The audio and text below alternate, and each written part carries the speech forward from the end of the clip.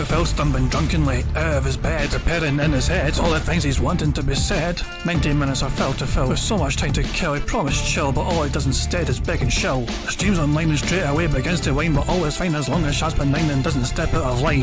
His content's immature for all to endure like fresh manure, but I feel sure he ran shoot feeling so insecure. The money earned from yesterday was withdrawn and long gone, as Phil's spending impulse is always had to stay on. If supports are also slow and stays so low and fails to grow, you never know, the show may turn into an easy bingo. Once ticked off across the board with charge to what because his code can be ignored. Just how much DSP makes us feel so bored to help us fight or sleep and try to keep alert to watch a creep who play bingo, but Phil will bitch and why his sheep are also cheap. While DSP is chasing green, we're seeing green across the screen as Phil's routine predictability rivals are so machine. Snorting, burping, leaning, ban. It matters not if actually fun is child can't see it hours making feel less of a man. Takes a drink and starts his like before lunching into a bike pretending they're from bills when truth is there to buy a wrestling JPEG. Talks about his shitty life of college cat and fatty wife and all his strife of forgetting that it's unwell and they were rife. With drama he will react but isn't act as a fact as he rehearsed to be exact in how he felt he was attacked. Season's nearly over and awareness in sight with what to white despite Phil to light that tips were not light. We'll say alright it is okay and now it's time for Phil to play, but first he'll say that tips will help from being off the other day. And with those words we win again. It's never if but always when the game is won. Thanks to that we made it to the very end.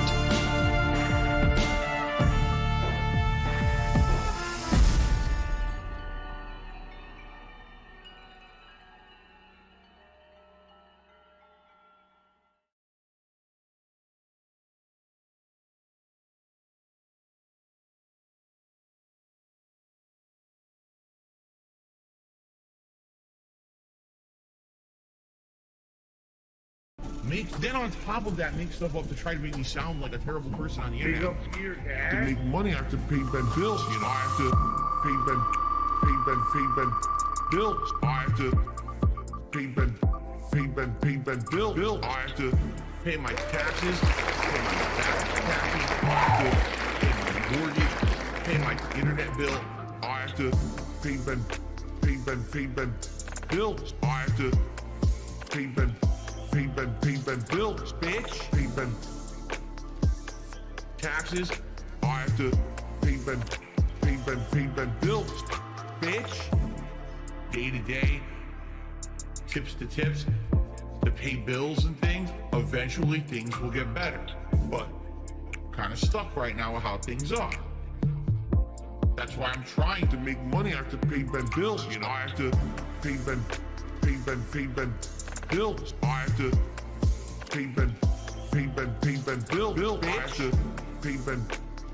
pay Ben taxes, bills. I have to pay Ben bills. I have to. If you want to sit here and you want to pretend like you're holier than thou, I'm better than those content creators, man. Because I have a job where I work 9 to 5 and I bust my ass at my job and I earn a paycheck, man. And then I come home. See, I'm not on the internet begging for money all day, man. See, I'm better than them, man. No, you're not any better. Everyone's the same. No one's better than anybody else. Get your ass out there and fucking work, bitch. I understand that people right now are so hyped for the gifted memberships, and I'm very grateful for that. I mean, thank you. But I hope that that doesn't mean that people are going to forego tipping, because that would put me in a bad situation. And in particular, I don't know why you guys, okay, why are you laughing? Grocery shopping, tips. Meal with my wife, tips. Coming up, my day off on Tuesday, tips. Nintendo Online, tips. Bills and stuff, tips. Tips are the liquidity of my business. Why are you laughing? Oh, so hilarious that this guy has stuff financially tight. I literally can't afford stuff on Tuesday on my day off, and you're gonna laugh? Oh, it's funny. When you can't go and do something with your family on your day off, your one day off for the week when you're working full-time 6 days a week, that's funny, right? No, it's not fucking funny. Now shut up. Grocery shopping, tips. Meal with my wife, tips. Coming up, my day off on Tuesday, tips.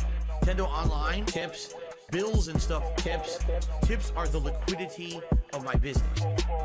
Grocery shopping, tips. Meal with my wife, tips. Coming up, my day off on Tuesday, tips. Nintendo Online, tips. Bills and stuff, tips. Tips are the liquidity of my business.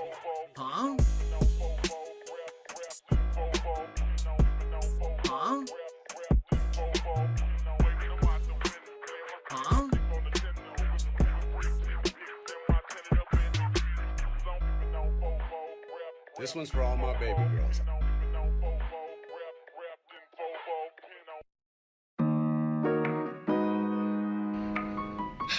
It's been a rough year.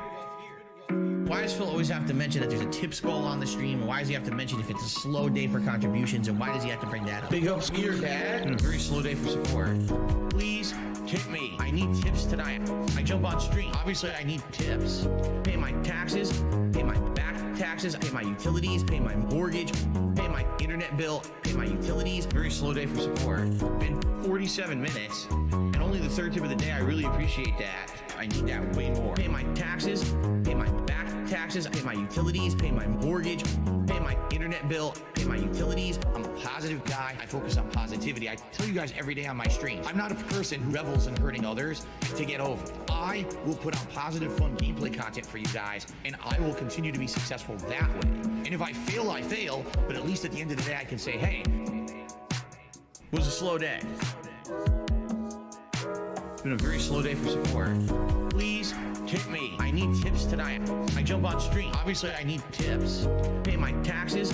Pay my back taxes. Pay my utilities. Pay my mortgage.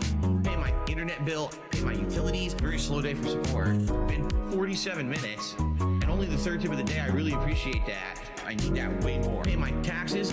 Pay my back taxes. Pay my utilities. Pay my mortgage. Pay my internet bill. Pay my utilities. Please tip me. I need tips tonight. I need to pay bills over the weekend. I appreciate those who contribute in any way, but please, if you can tip me, do that rather than these super chats and membership. I need that way more, okay?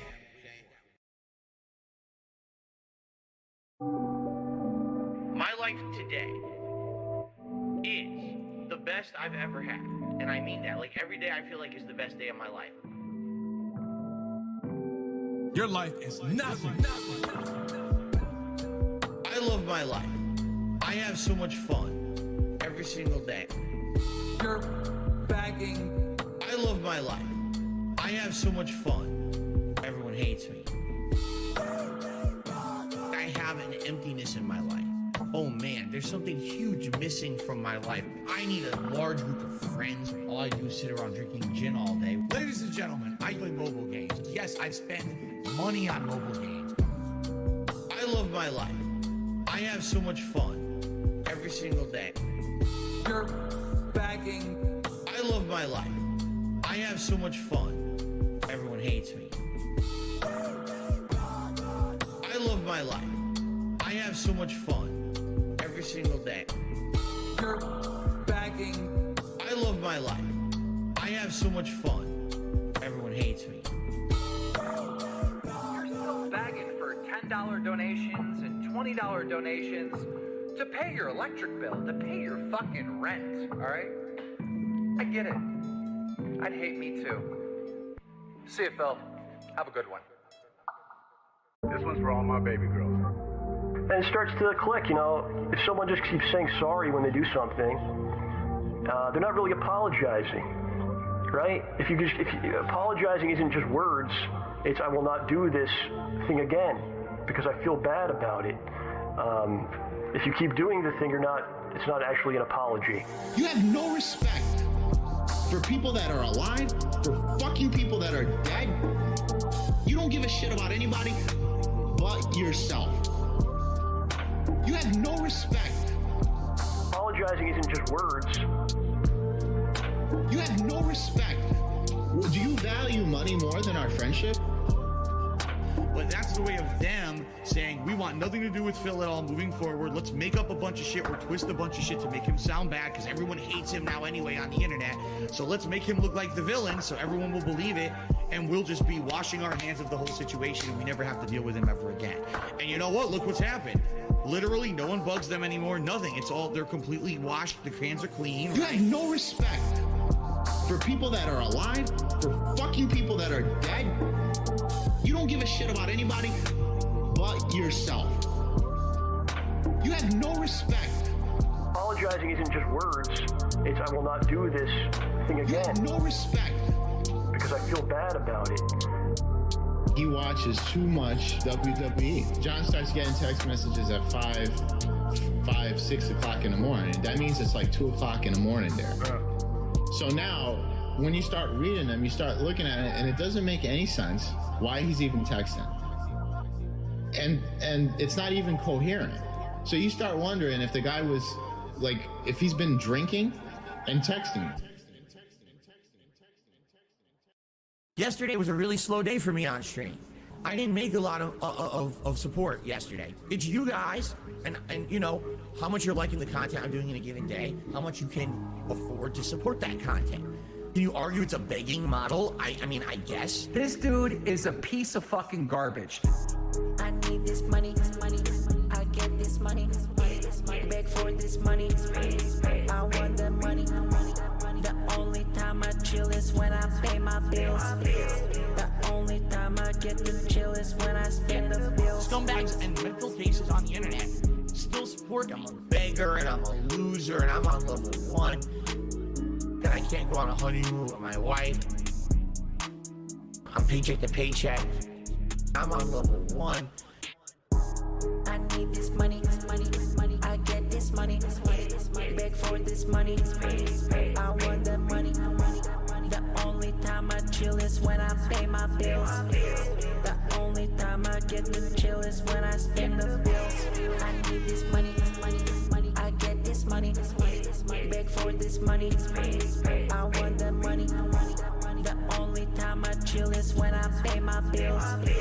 The only time I get to chill is when I spend the bills. If you are watching his shows and you're paying his bills, you're a fucking loser. You should not support this guy. He had the opportunity to make serious money to entertain you, and he wouldn't do it. But you're gonna still fucking give him $200? You're gonna give him $50 to pay his fucking bills? Nah, you got a job. You keep your money. Fuck that guy.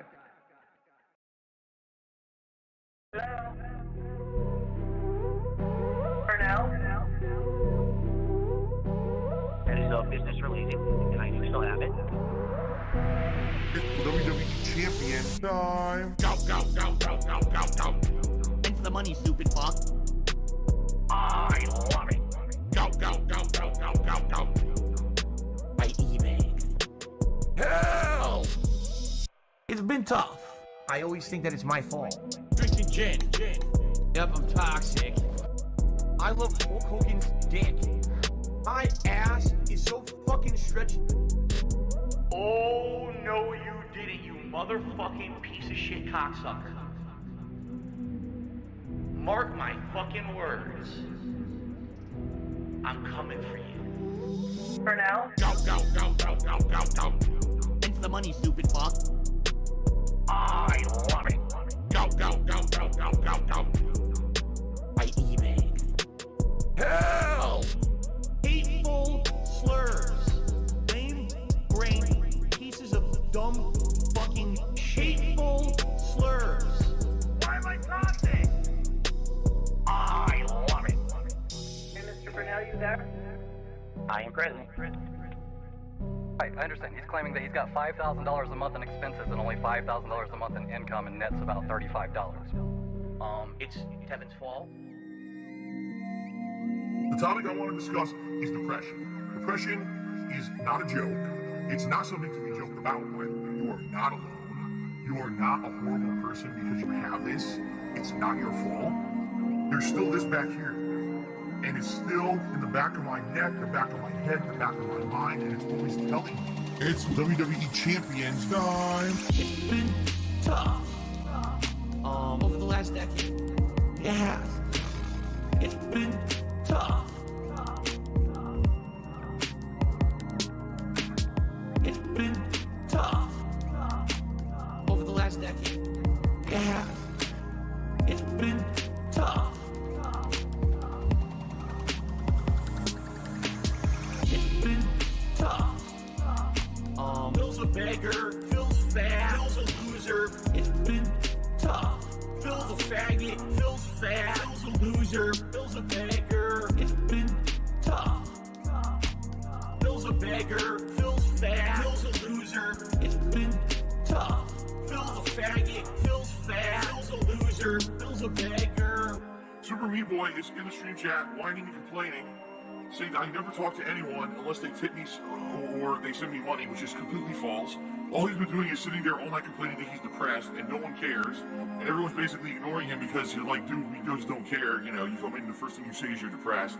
And what are we supposed to say to that? Now he expects that I'm going to derail the whole stream to talk to him live. So let's do it.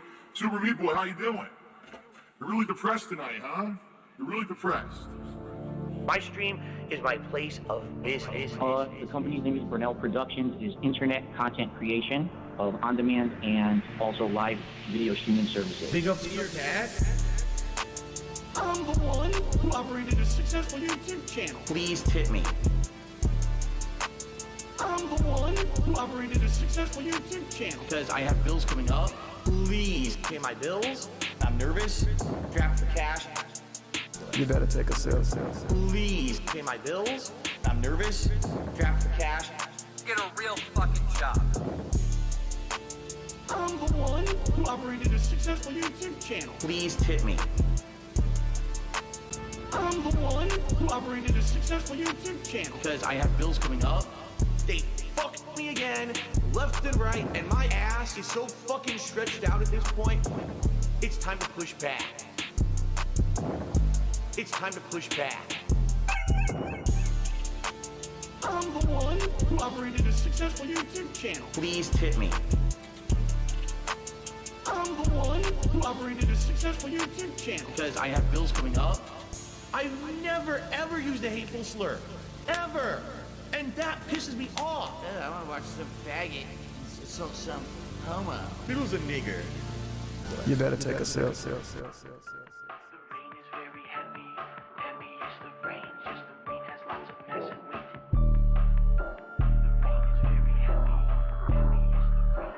I'm a mature adult with a business degree.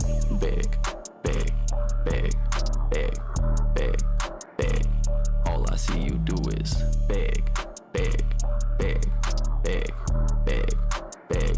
Little picky, why you?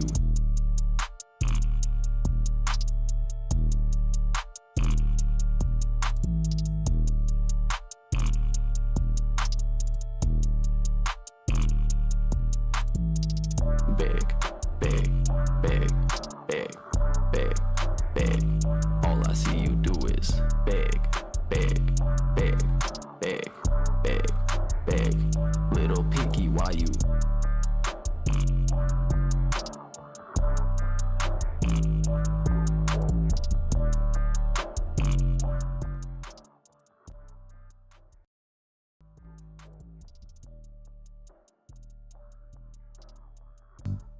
Baffle.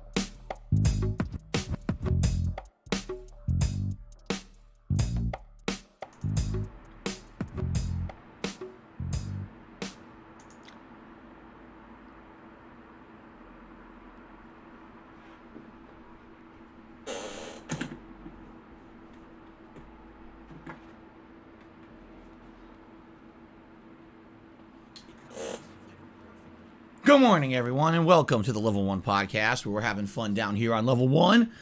I'm Darkside Phil, and I welcome you here to the show this lovely Monday, the 26th of September 2022. A new week awaits us, right? A good week of variety and fun, and a good mix of crazy stuff this week. Some uncertainty about what that stuff will be, because it really depends on what we come up with tomorrow. Man, I'm ready. You ready? I know I'm ready. Today we're kind of flipping what we did yesterday and Saturday as well. Over the weekend, I played the Modern Warfare 2 beta on the Xbox Series X, and it was very chaotic and obviously rage-inducing, and it's still fun and competitive. And then we would counter that with chill night streams. First it was Disney Dreamlight Valley, and then it was Sunday Night Bites Bassmaster Fishing 2022.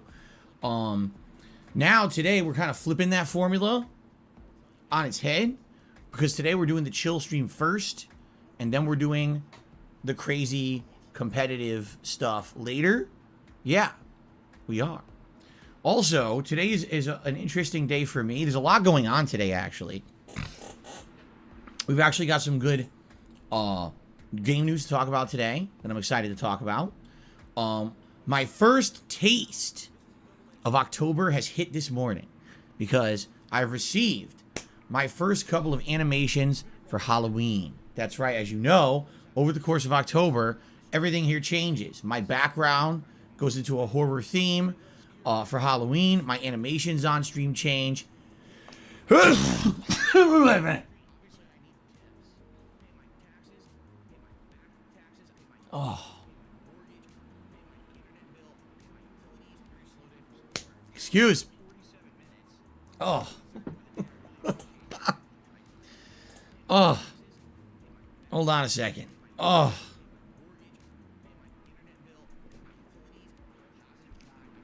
Oh. Well, now that I've exorcised the demons, let's try that again.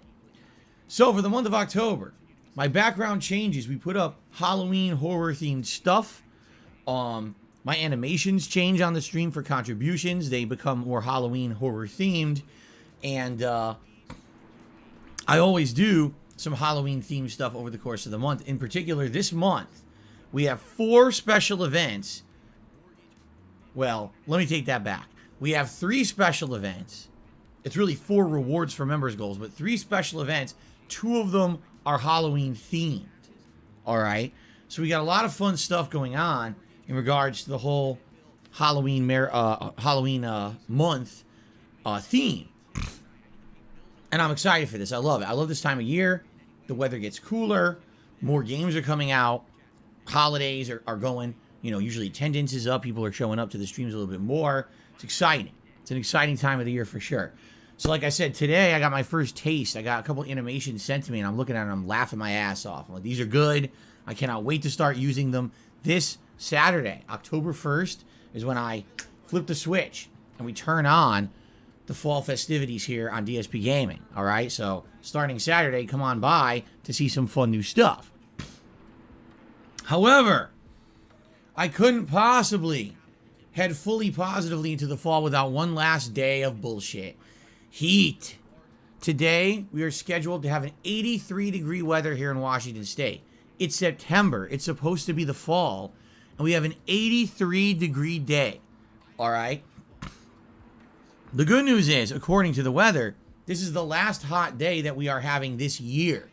After today, temperatures are supposed to dramatically cool down by 10 to 20 degrees each day. We're only supposed to have partial sun or clouds most of the time. What we really need here is rain. We actually had one of the driest recorded summers ever in Washington State, and we had the longest string of days over 90 degrees Fahrenheit recorded in history in this state, meaning the hottest and driest it's ever been here. We need this summer to end so we can head into the fall. As I've told you guys, the fall is my favorite season of the year. Why? Because all the plants start to go into hibernation mode. The beautiful changing of the color of the leaves. The pollen is gone so you can breathe without freaking sneezing and coughing constantly because I have pollen allergies. All the awesome things that come with fall. You know? Pumpkin spice and all those cool scents and foods. Apple pie. Like I told you guys, my wife and I are planning at some point during October to go to a local kind of farm / pumpkin patch where they have pumpkins and they have animals and they have like a farmer's market and stuff like that. And we want to do that this coming month. So we're excited. We love fall. It's our favorite year, our time of the year. Plus, it gets cool and rainy, which we like. A lot of people don't like that. We like cool and rainy, especially for me here. It makes the office nice and relaxing when I'm here streaming with you guys all day long. Okay? So, I'm very excited for what is to come. But sadly, we got to get through today. And that means today, I'm not exaggerating, will be a scorcher for me because I don't have the air conditioner in my window anymore. I took it out earlier this week.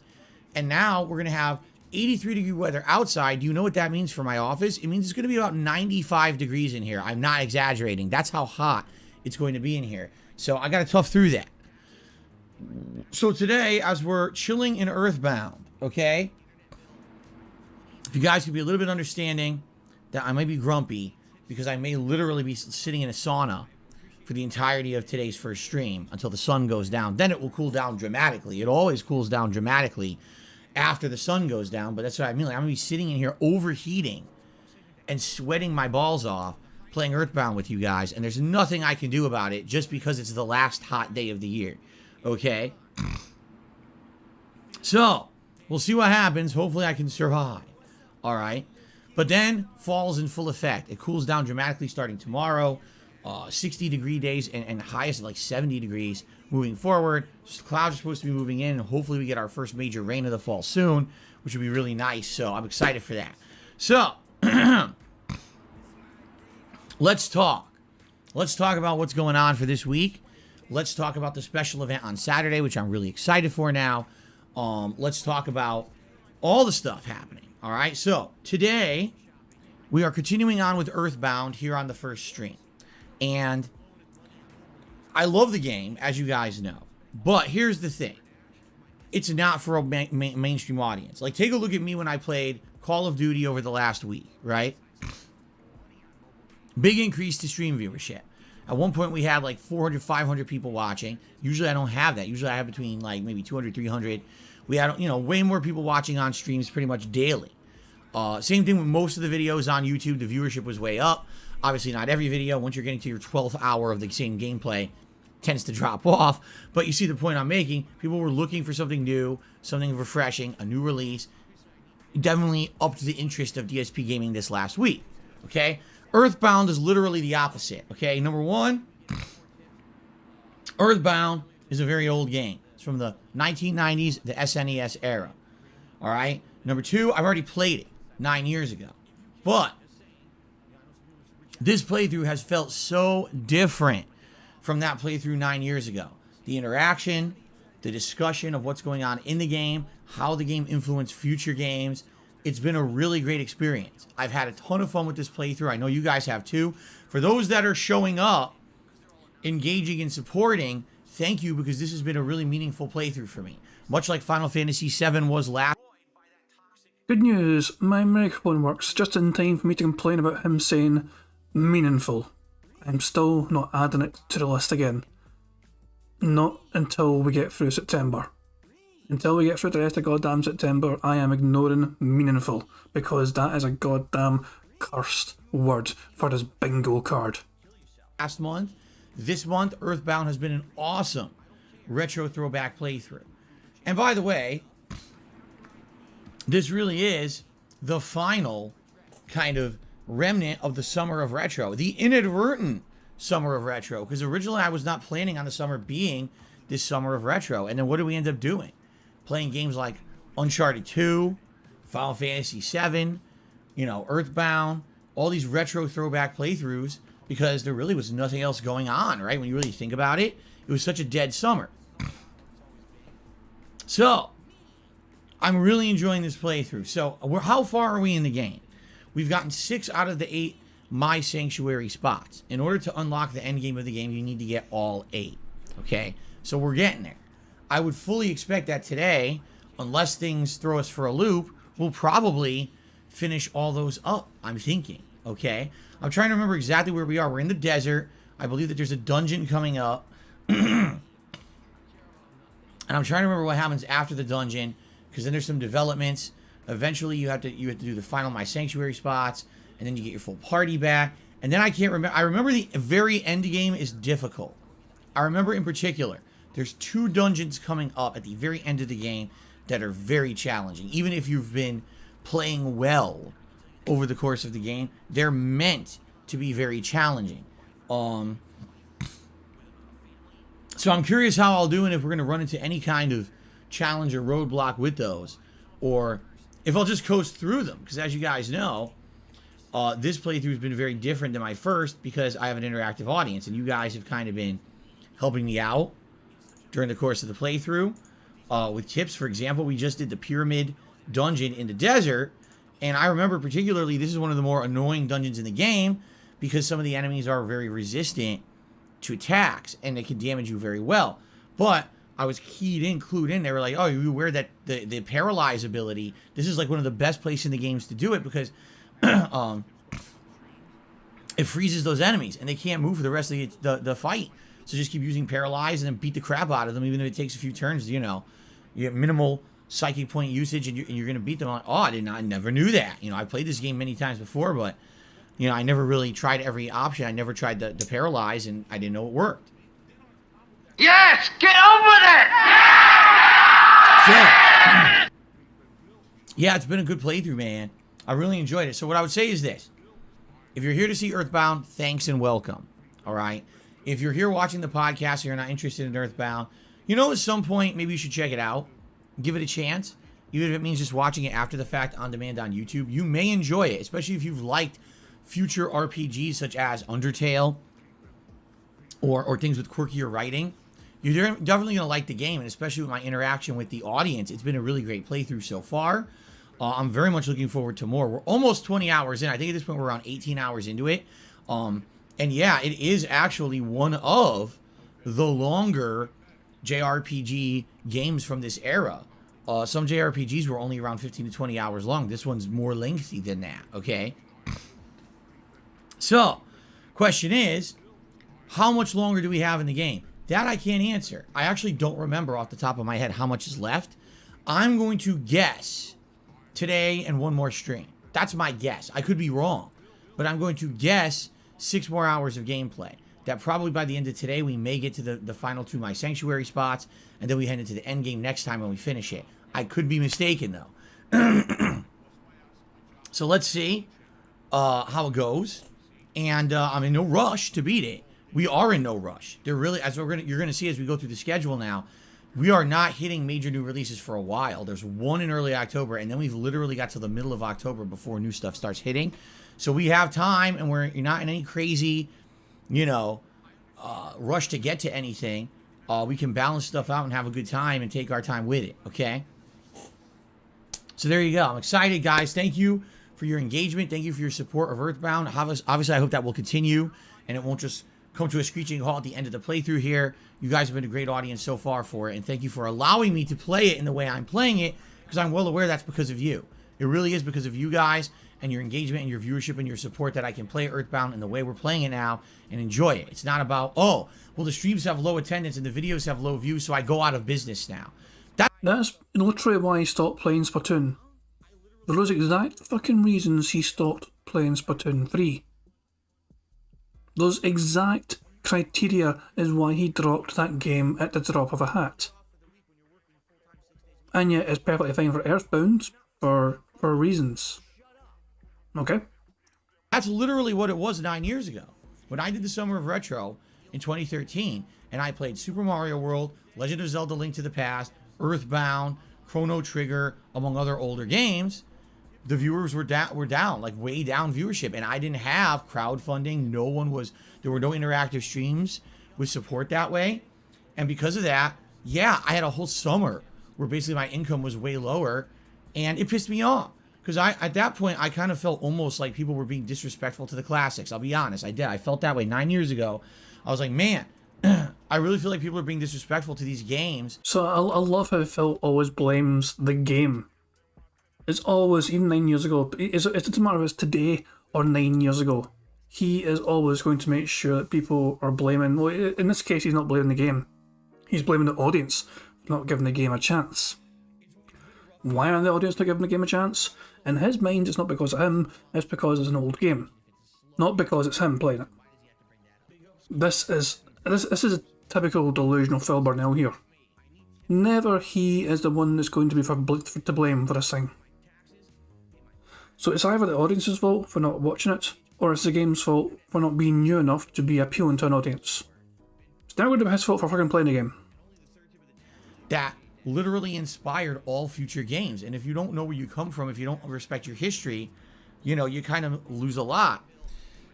At the time, 9 years ago, people kind of took it differently. They basically took it that, oh, Phil's just angry that people aren't watching his stuff over this summer. And it's all about him being egotistical and thinking that everything he does should be watched in droves and stuff. And it very much wasn't about that. I think I really should count that as I'm mocking his chat. He's like not mocking his chat today, but he's mocking his chat from 9 years ago. He's trying to claim it was not about that, even though it clearly was about that, because views equaled money for Phil Burnell. He didn't get the views he wanted due to a mission in a contract, and so he was salty and bitter about not getting as many views as he would have fucking liked for those games. In that case, he's mocking the chat from 9 years ago because they were not willing to give him the views he expected and demanded. Do people agree that's him mocking his old chat, and does it count for ticking it off on this bingo card? Aye or no? Yes or no? Methbear says Phil doesn't respect anything except his 4th place loss. I am Stu says Phil is a 7th member of the Village People. Act off Himmler. Well, it's hard to disagree with those two things, but yeah, most people are saying yes to mocking chat as being things to our. Well, I say most people. 3 out of 3 so far have said yes to tick it off the bingo card. Gregor Lake, Train, and Midlife Crisis are all for me ticking it off on the bingo card. So I think I'm going to go with a crowd. Warren's joined in with the yeses. Not seen a single no yet. Fuck it, I'm ticking it. There we go. He is literally mocking his chat from 9 years ago. It's like it's a retcon of him going against his chat from 9 years ago. Particularly remember, at that time, what I enjoyed was that pretty much anything that I chose to play would get big viewership. Seriously, I could play an obscure game and people would check it out. So when I played these classics, I was hoping that that would rub off on the classics, that maybe people who had never experienced these retro games actually would have been exposed to the classics and maybe been inspired to check them out themselves or whatever it may be, you know, and that really didn't happen. It felt like it was a backlash against me that summer. Oh, this is the worst thing you've ever done. You played way too many retro games back to back and it ended up boring us. And I felt like it was a disappointment and a failure that summer, honestly. Me playing Earthbound today? Absolutely not. Even though it may be for a much smaller audience of 200, 300 people, I'm having so much fun. I hope that you guys are appreciating it as much as I'm enjoying it. It's so good. Okay. So that's what we're doing on the first stream. Now later tonight, as I said, we're kind of flipping the streams. The late stream tonight is Multiverses. Okay, played this earlier this week and had some fun. Mixed it up with a variety of characters on that stream, and I very well may do that again tonight. Now, FYI, no, I'm not buying a new character tonight. All right, why not? I need to save up my currency because the next new character, Rick Sanchez from Rick and Morty, has been announced. We don't know exactly when he's coming out. I'm going to guess next week. And if that's the case, I have to get some currency. I think at this point, I only have like 1,000, maybe a little more. And you know he's going to cost 3,000.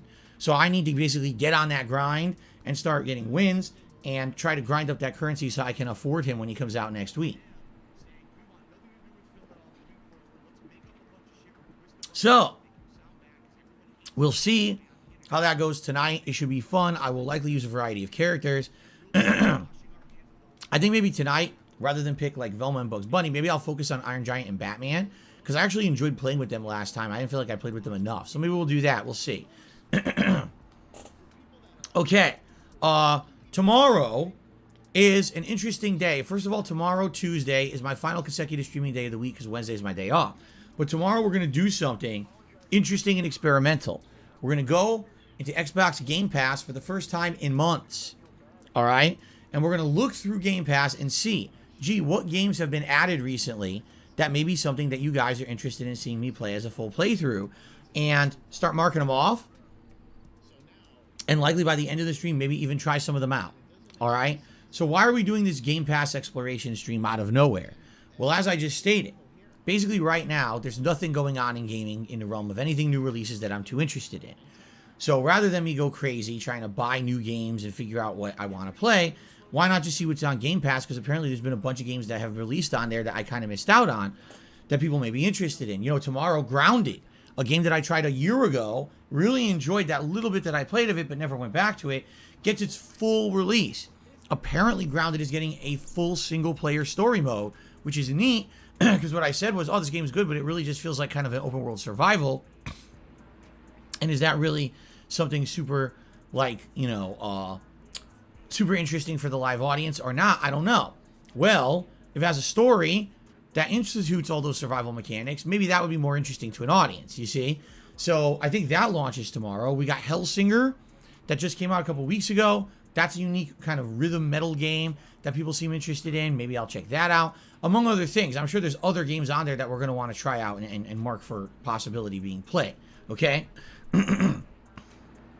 So that's definitely what I'm looking forward to tomorrow, and hopefully by the end of tomorrow's Game Pass exploration stream, we will have determined a couple of games that we want to play more lengthily and explore fully, okay? Tomorrow night will be Disney Dreamlight Valley, my final chill stream of the week before my day off on Wednesday. It should be a relaxing time. You know what'll happen in the Valley? Will we recruit someone new? Who knows? We'll see on a Tuesday night. You never know what's going to happen in that game. So, I am off from streaming on Wednesday. On Wednesday, I'll be going out with my wife and looking for Halloween decorations and ideas for my Halloween costume for this year. I'm going to get the initial ideas in my head, categorize them, because starting in October, you guys are going to start voting on the category of Halloween costume that you want to see me wear for Halloween. And then what I need to do is around the middle of the month, buy the costume. Okay? Cool. Now, when I come back on Thursday, essentially we are starting a new playthrough. What will it be? I don't know. It's going to be one of the games that we pick out tomorrow. So one game that we pick out live on that stream tomorrow will begin as a playthrough on Thursday. Okay? And then Thursday night will be more multiverses, multiplayer action. Should be fun. Friday, Earthbound continues, and it may very well be the conclusion of Earthbound. I'm not sure. It depends on how far we get today and how much is left in the game, because I don't know. And then Friday night will be Friday Night Fights. Now, I must say this, and this is kind of sad to me, but I must say this. This Friday Night Fights must be good. And what I mean by that is we must get matches, because I'm not going to continue to do Capcom Fighting Collection coverage every week if this game has no people playing it. All right? Last week, it sucked. The first 45 minutes, I got constant matches, and after that, I could barely find any. The hilarious part about all of this is that Capcom, and in particular, their Street Fighter Twitter account, has been actually trying to advertise and promote this game when no one is playing it. They've been actually having special events for this at tournaments. They just had a tournament where it had an exhibition tournament of Darkstalkers in it, with this collection being played. They went around a tournament called ECT, East Coast Throwdown, asking attendees and prominent people in the Street Fighter community what they think about the games in the collection. And it's like, this is all great, but how exactly does this get people to buy the collection and play it? You know what I'm saying? Like, I'm seeing them trying to advertise it on social media, and I'm like, do you realize that I'm one of the very few people who's still playing this collection? It's hilarious because they're doing a tournament for it, and none of the people who are playing in the tournament actually play the collection online. I just love how Phil tries to make himself sound more fucking important than he actually is. You realise it's me, that's the only one playing this fucking thing. Nobody is interested in fucking playing it, seems Phil. Like, Jesus fucking Christ, big fucking deal. It'd be like fucking me fucking pointing out I play fucking, let me think of a random obscure game. Sonic All-Stars Racing. I don't know. Somebody convinced me to fucking download that atrocity on Steam one time. It was only like £2. And I fucking did, and it's a terrible fucking racing game. It was a waste of fucking money, even though it was barely any fucking money. And yeah, that game's garbage, and I actually might just stream it for shits and giggles one time just to fucking show how bad the fucking game is. But you get what I'm saying. It'd be like fucking me moaning about that fucking thing. I don't see anyone else playing this fucking shit. How dare you game developers on Twitter? Is it a foot racer? No, it's a legit, like, you know, it's basically some fucking knockoff strange clone of fucking... It's like Sega's attempt at Mario Kart or something. I don't fucking know, man. It's a terrible fucking game. It plays terribly. I'll show you guys one time, fuck it.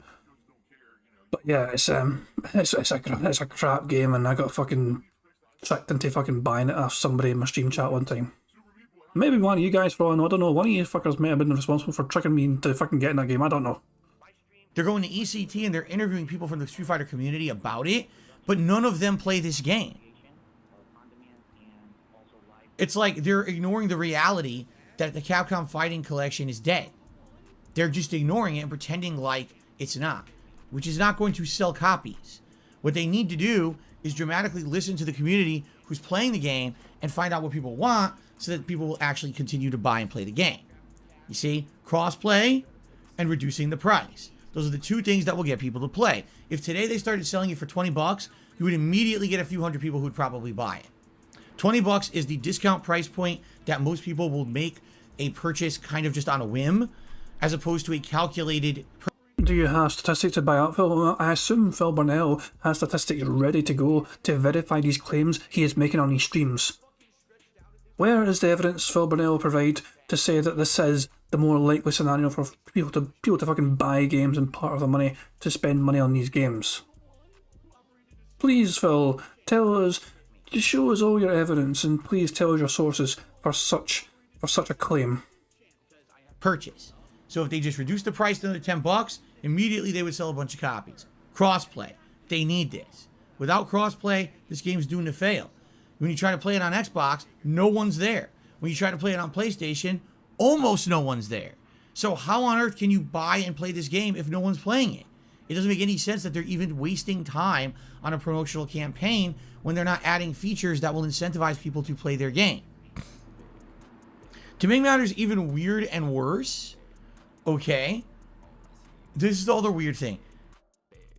Yeah, we have our first bingo this fucking day, because I said no rain, no one and all that shit. I said it for a whole bunch.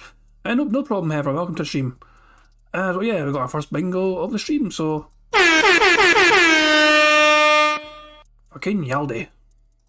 They're adding features that don't make anything better. They added a mode in training mode where it shows you the hitboxes. Great. So if you want to play the game offline, you can learn the hitboxes. How does this increase the life cycle of the game? It doesn't. They're adding new colors of gems to Super Puzzle Fighter 2 Turbo. That literally does nothing at all. It's a zero effect change. The final thing they're doing is they're adding the ability this Tuesday to see the quality of connection of the person that you're trying to matchmake with to play the game. Great, but I just said there's no player base for the game. So why do I care if it shows me the connection level when I literally have no choice who I play because there's not enough people playing to begin with? You see what I'm saying? It seems to me like they started these changes months ago, hoping the game was going to be a big hit. The game's now a big flop, and they just continued to release it anyway.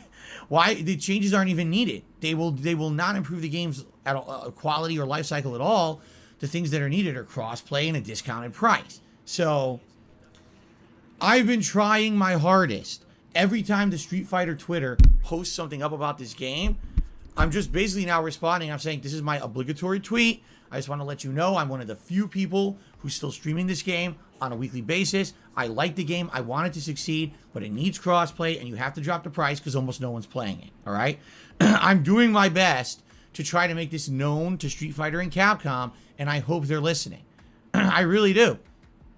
I find it hilarious every time that they try to promote the game on Twitter. I'm the only prominent person playing video games that ever responds to them. Literally no one cares about this collection. And I mean, Phil has fucking told us in the past, you know, I mean, it's like, why the hell should these fucking big major, you know, corporations pay attention to only the check marks, you know? So this is a good thing that the fucking big major corporations are actually ignoring this Twitter check mark, you know? Phil would normally be all for us. We're not fucking, you know, kowtowing to the whims of some random Twitter checkmark who's trying to make himself seem more important than he actually is compared to the rest of people on Twitter. But when Phil is at said fucking checkmark Twitter accounts, then all of a sudden it's a fucking problem. He's like, oh, me, woes, you know, what the fuck, why aren't these guys listening to me? Why aren't they fucking doing what I'm telling them to do? I can fucking make the game better than they can, and all this garbage. Because Phil apparently knows how to fucking market shit and sell shit. Aye, right. Every single thing Phil has tried to shill has ended up fucking backfiring in his face and getting removed from being able to get sold. From dumbass t-shirts to stupid fucking clocks and coffee cups and even DSP thongs. The FGC. Their whole appeal, let's appeal to the FGC. It failed. The FGC has ignored Capcom Classics Collection. They need other people to buy the game, and they need to listen. So I hope they do, okay? So on Friday night, we'll see what happens. If we can get more people and it ends up being a stream where at least we can play games half the time, I'll keep this in the rotation. But man, if this ends up flopping again and I can't find matches, this may be the last hurrah for Friday Night Fights, at least when it comes to old school Capcom fighting games. And I hate saying that. I love playing old school Capcom fighting games. I've kept them in my rotation since the launch of Ultra Street Fighter 2 in 2017. I had Ultra Street Fighter 2 on the Switch. Then we had the Street Fighter 30th Anniversary Collection from 2018 all the way through earlier this year. And now we had the Capcom Classics Collection for 3 months. That's Money. Oh, money. Yeah. Money. Thank you very much. Hang on. Yeah. Money. Oh, money. Yeah. wee double notification there. First of all, thank you very much to Andrew Michael for subscribing to the channel. Much appreciated. Thank you very much. And thank you very much, Methbear, for tipping me £5. It says, why not suggest developing a superior or switch to delay-based netcode so Phil can still fucking suck? Phil is always going to bitch and whine and cry and moan about the fucking game because he's not very fucking good at it in general. By the way, my pause, this pause, I mean, Jesus Christ, man, I keep saying this, and yeah, my pause game is just on point as usual. Have at it, lads. Get your print screens out, you know, get all you want from that. You know, get your thumbnails here and all that shit, but my god, how do I do this? I mean, to be fair, it's like, I keep pretending I'm actually good at this fucking pause game. You can pause at any fucking random point, and you will get some sort of strange-ass weird fill face. I just seem to kind of emphasise it more. But yeah, it's a loose W pose. BST is actually aware now the DSP thongs are real. Yeah, honestly, it was on his old Cafe Press. He had a kind of store called Cafe Press, and he sold it was his old Dark Side Phil logo, and he had things like DSP clocks and like mugs and things, and he had his old, and literally things that he included in that Cafe Press thing was like thongs, and like it's bizarre that he thought it was a good idea to have his weird ass logo, his old logo anyway, on a fucking thong. Thankfully, he didn't model it. At least he never modelled it for fucking Cafe Press. It was just a picture of the product itself. Nobody was in them. Thank fuck for that. I don't know if anyone ever bought them. It would be a kind of interesting gimmick gift, you know, like joke gift to someone maybe. But goddamn.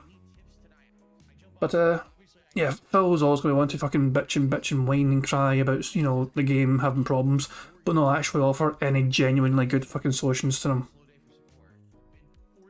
Anyway, back to the bingo. Thanks a lot, Methbear, for a tip. 5 years where I've consistently had old school Street Fighter in my rotation. I love it. I don't want to say goodbye to it, but it's on Capcom to make it viable, not me. I can't make their fucking collection be played. I'm doing my best to try to give them the information that they need to succeed. They need to actually accept it and listen, and not say, oh, let's do 20 other changes that won't do anything. It's obvious they care about the collection, because if they didn't, they wouldn't be pushing it on social media. They wouldn't be adding a patch to it this Tuesday. So if they care, they have to listen to reason. Okay. So, let's see what happens, all right? This Saturday is the big special event. It is my React event, where we are reacting to a documentary, and you guys have voted in droves.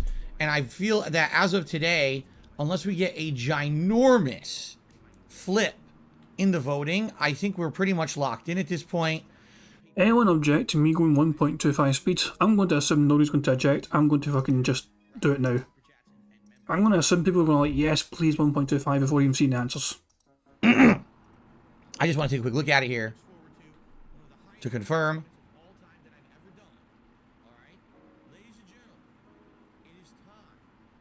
Yes, at this point, the voting has gone so far in this direction, I don't see it coming back. This Saturday, October 1st, DSP reacts to the Keemstar documentary by June the King. I actually don't know the formal name of it. I'll have to look it up because there's a name, like a formal name of it, that I'll use. But it looks like that's what we're reacting to. Now, man, this is going to be an interesting one. Because as I told you guys, I've heard stories, I've heard hearsay, but I don't actually know the facts about the history of Keemstar. We know some of it from watching the Wings of Redemption Down the Rabbit Hole documentary, because Keemstar was embroiled with Wings of Redemption over the years in all kinds of dramatic ways. So that's kind of interesting to see some of his history from the relation of another perspective. But now we're actually going to dive deep into his history. We're going to see who he is as a person and a content creator. Man, this is going to be a good one. I feel like this may be one of the best reacts I've ever done, only because this is a guy who tried to interject himself into my life earlier this year.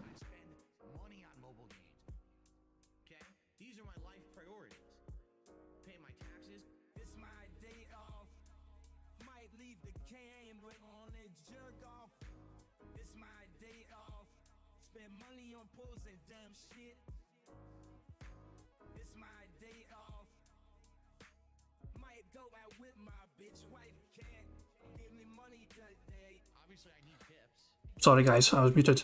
I was just saying there, is it just me or did the notification not fucking play for Barrett Wheels there? I'll do it manually. Money, money, yeah, yeah. There you go. Money, money, oh.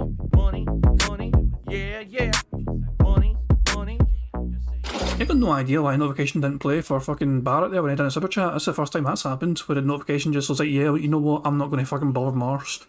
But thank you very much, Barrett Wilson super chat, who says Capcom want to target people who work for the money, then buy games with, not a 40-year-old wash shop that has to beg for his games. Barrett Wilson saying mascot as a detractor. Fuck knows, who knows? But yeah, it's one of these things. Phil is acting far more important than he thinks he actually is. No, he thinks also he's far more important, but the reality is Street Fighter are just, you know, they've got Street Fighter 6 on the horizon that they're far more focused on as well to try and perfect and get hype around that. And yes, obviously they want this kind of current collection there to sell as well, but it is what it is, you know, it's just that nobody really seemingly playing it. Fightcade is a more popular option. Phil might be right, but to a small extent, where it's like if they drop the price to like $20 or whatever, you might get more people playing it, but I don't think it'll go up by a massive amount. And I don't know how simple it is either for him to suddenly implement cross-platform play. I don't think you can just fucking turn a switch on to enable cross-platform play. I think more work goes into these things rather than just saying, you know what, let's turn the switch on to allow that thing to happen.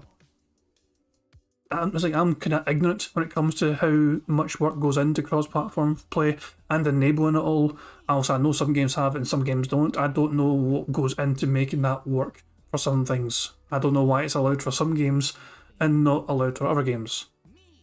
Yeah, I'm not going to pretend to understand how complex or simple that shit is, but I assume it's not as simple as just turning a fucking switch on or off for enabling cross-platform.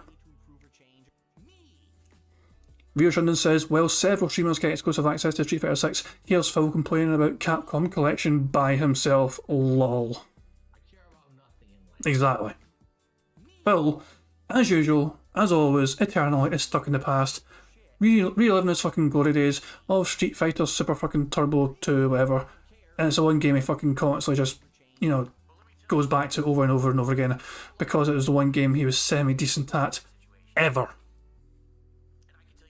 He is fucking permanently stuck living in the past, reliving his fucking glory days. He loves playing the fucking game because it's the one fucking game he had some fucking joy and success in ever.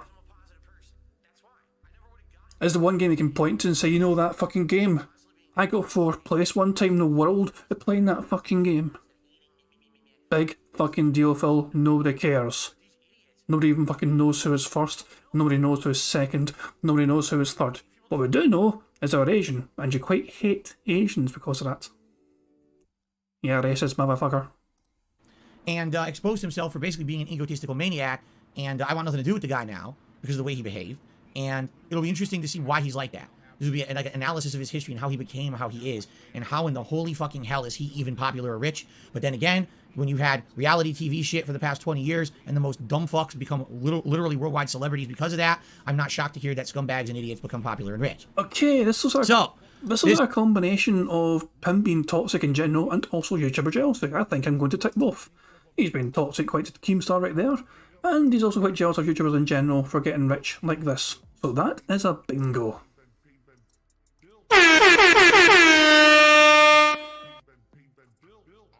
Ryu Shinden says, not even Capcom cares about his complaints because they don't even know him. I think, to be fair, I have a feeling that Street Fighter as a company will be aware of Phil's existence. They might not know him like off the top of their head, but if they see him or whatever, or they see the name DSP, they might be aware of who they are. I mean, I'm just guessing, you know, but I have a feeling that Street Fighter, I'm not saying they fucking know, you know, respect the name or whatever, or have to fucking, but I have a feeling they would know who he is. I don't know, I just have a feeling they would actually know. Because most Street Fighter guys in general, you know, players, you know, like a lot of the Street Fighter players know who DSP is, even like the current day ones that had nothing to do with the past antics. Seemingly know who DSP is, which makes me think if the fucking player base, like being the kind of the top player base of these days, know who DSP is, you would imagine that would, you know, trickle down to like the developers maybe to an extent. I don't know. I'm just guessing they would know who he is. Ah, Christ, man. Okay. We're doing quite well for Bingo, guys. We're doing very well. He has to say comment. He has to say absolutely, which he very good will do. Addition is one of his favourite words to say. I'm surprised he's not said it yet. Or content. but this is looking pretty solid for a full house. Fingers fucking crossed. Ryu Shinden says Street Fighter 6 is being handled by a new team now. He's stuck on the past with Street Fighter 2. What I mean is he might not even get invitations for exclusive access for new games, unlike other streamers. Well, he absolutely won't get fucking invites for fucking... Why the fuck would he? Phil has fucking shat all over Street Fighter 5. And while he might have been... No, people are entitled to fucking criticise a game, but Phil was openly vitriolic and just downright toxic towards that fucking game. There was no fucking, constructive feedback from Phil. It was literally just him shitting over their efforts. He was like, there's very minimal constructive feedback from Phil. He just said, you know what, fuck anyone that fucking plays this game, fuck anyone that likes this fucking game, fuck people that try and support this fucking game. He was openly horrible and just downright fucking toxic to the developers and anyone playing that fucking game. So why the fuck would they want anything to do with their product when they seen how fucking toxic and abrasive he was the last fucking time around? They'd have to put their goddamn minds to want Phil Burnell involved with Street Fighter 6 and trying to promote that shit. They would have to be out of their goddamn minds. Saturday, this will be pretty interesting. All right, let's see what happens. And I'm excited for this React, okay? Now, in addition to that React, I will also... Fucking Yaldi, addition. He just said it. I just said he usually says it a lot, and right away he fucking says it, so it's another fucking bingo. Right fucking there.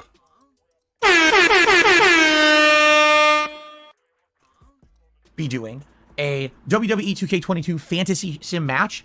So what I need to do is sit down and have a little bit of time to pick out wrestlers for that, which I'll try to do on Friday. So yeah, it'll be a fun thing. Now, I'm not sure at all if I'm going to be able to do anything food related on Saturday. As you know, typically when I do a marathon, I either would do like a feasting with the king or I would do like a DSP tries it. I'm going to be honest with you.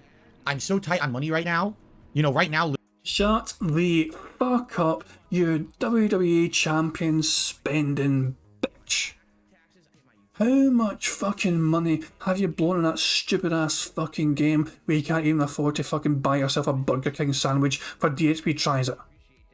Shut the fuck up, you absolute fucking bampot. This is it, the fucking bait's been set here.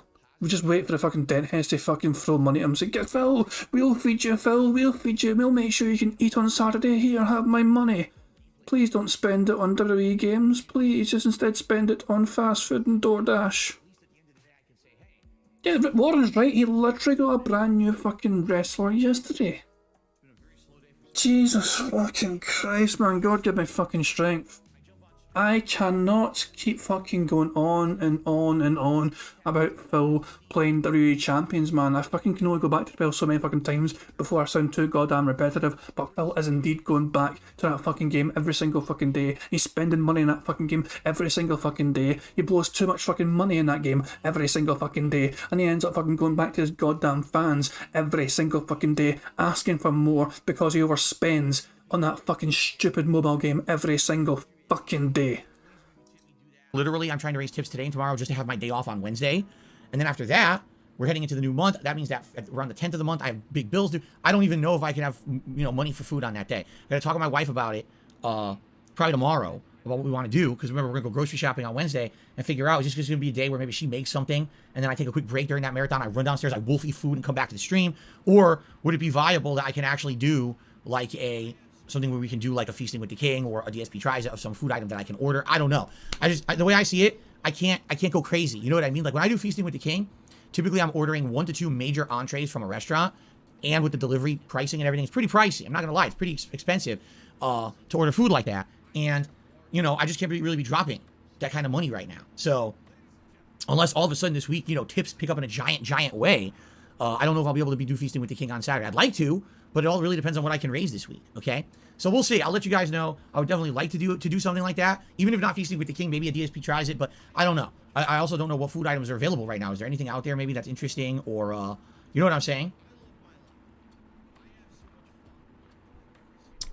So anyway, let's see what happens. But Saturday should be a fun day, okay? Then basically for the second half of my week, Sunday, Monday, Tuesday, we're going to be alternating with new playthroughs from Game Pass and the conclusion of Earthbound, okay? Now, on Tuesday the 4th, we have a new game. It is Overwatch 2. And I'm like very excited to see what they've done with this game. I've not played Overwatch in so many years. And I used to be a big fan of Overwatch when it came out.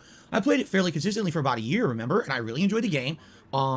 Maybe more so than you guys, because I remember playing it quite a lot and people telling me they didn't really like it that much. But I loved it. I really got addicted to the gameplay aspects of it. It was like a really cool, catchy multiplayer game that was fun to me. So this time around, of course, you got all these returning characters that have been rebalanced. You got new maps, new game modes, new characters. It'll be fun to jump back into Overwatch and have it be a part of my rotation of gameplay again after so many years away. So yeah, I'm excited for that on Tuesday, actually. A week from tomorrow is the release of Overwatch 2.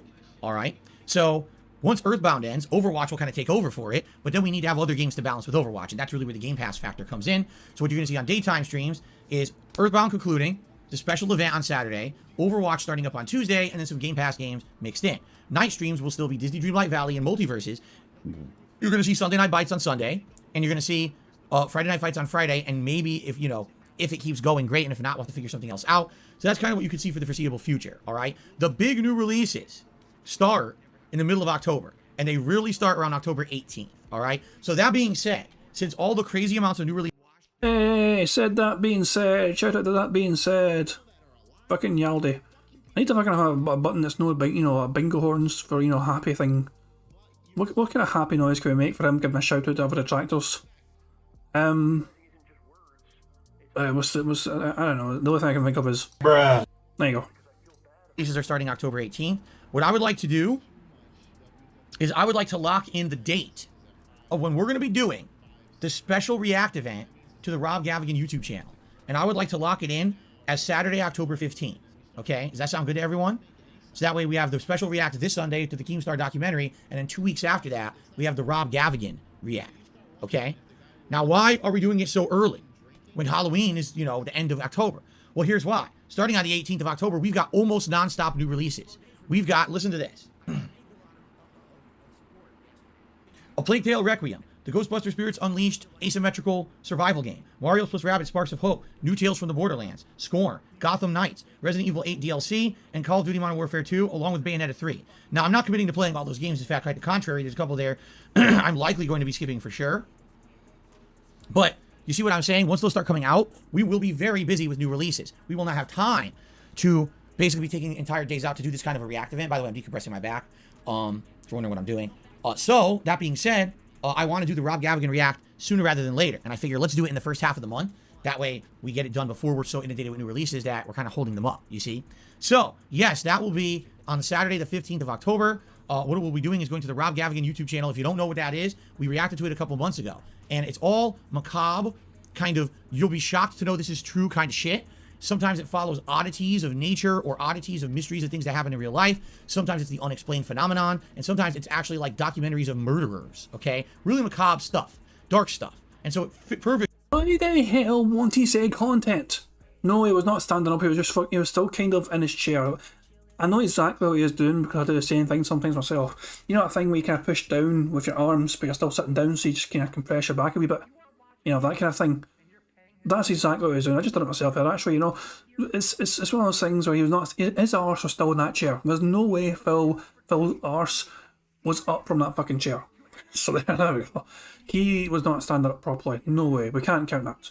But that's what I'm saying. He keeps saying stuff instead of content. Arse hole. Will fit in with a Halloween theme of October. I have reached out to Rob to ask him if he could come up with that curated list of kind of shocking videos for us that he offered to give me a few months ago. And I'm waiting to hear back from him. He takes a while to respond. So we'll see if in the next week or two he'll respond. If not, I'm sure we could kind of come up with something ourselves and find some good videos to react to on that channel. And if you guys have any recommendations of videos on that channel to take a look at and respond to, I mean, perfect. But in the meantime, he said he's going to try to come up with something for us. Okay, we'll see what happens and see when he gets back to me. Okay, so that's coming up in the middle of October, okay? And then, of course, end of October is the Halloween event on Halloween. I'll be dressed up in costume, playing a variety of games that you guys are going to start nominating this weekend. I'm actually going to set up the the two threads, which you guys will start nominating games for the Halloween event. One thread will be just for members exclusively. So if you're a channel member, you're in luck. The other thread will be for everybody else, all right? So you guys will start nominating games. The games that end up being the most nominated will then hit a final poll, and that'll determine the games that will be played in the Halloween event at the end of the month. I am hoping for some horror-themed games, but I'm sure we'll get some variety in there as well, okay? Cool.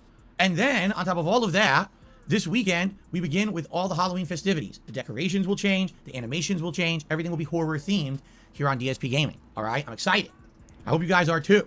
I'm rubbing my hands in anticipation because I love October. It's one of my favorite months of the year, and I hope that you guys are feeling the same as me. It's going to be a good one, okay? All right, that's about it for schedule-wise. What I'd like to do is talk about a few game news stories this morning, if you don't mind. What do you guys think about that?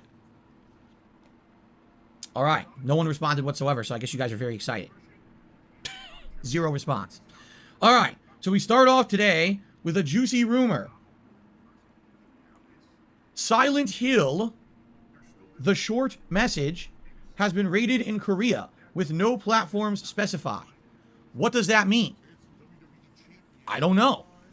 The thing is, we were not aware of any Silent Hill game, content, or anything of any medium being released.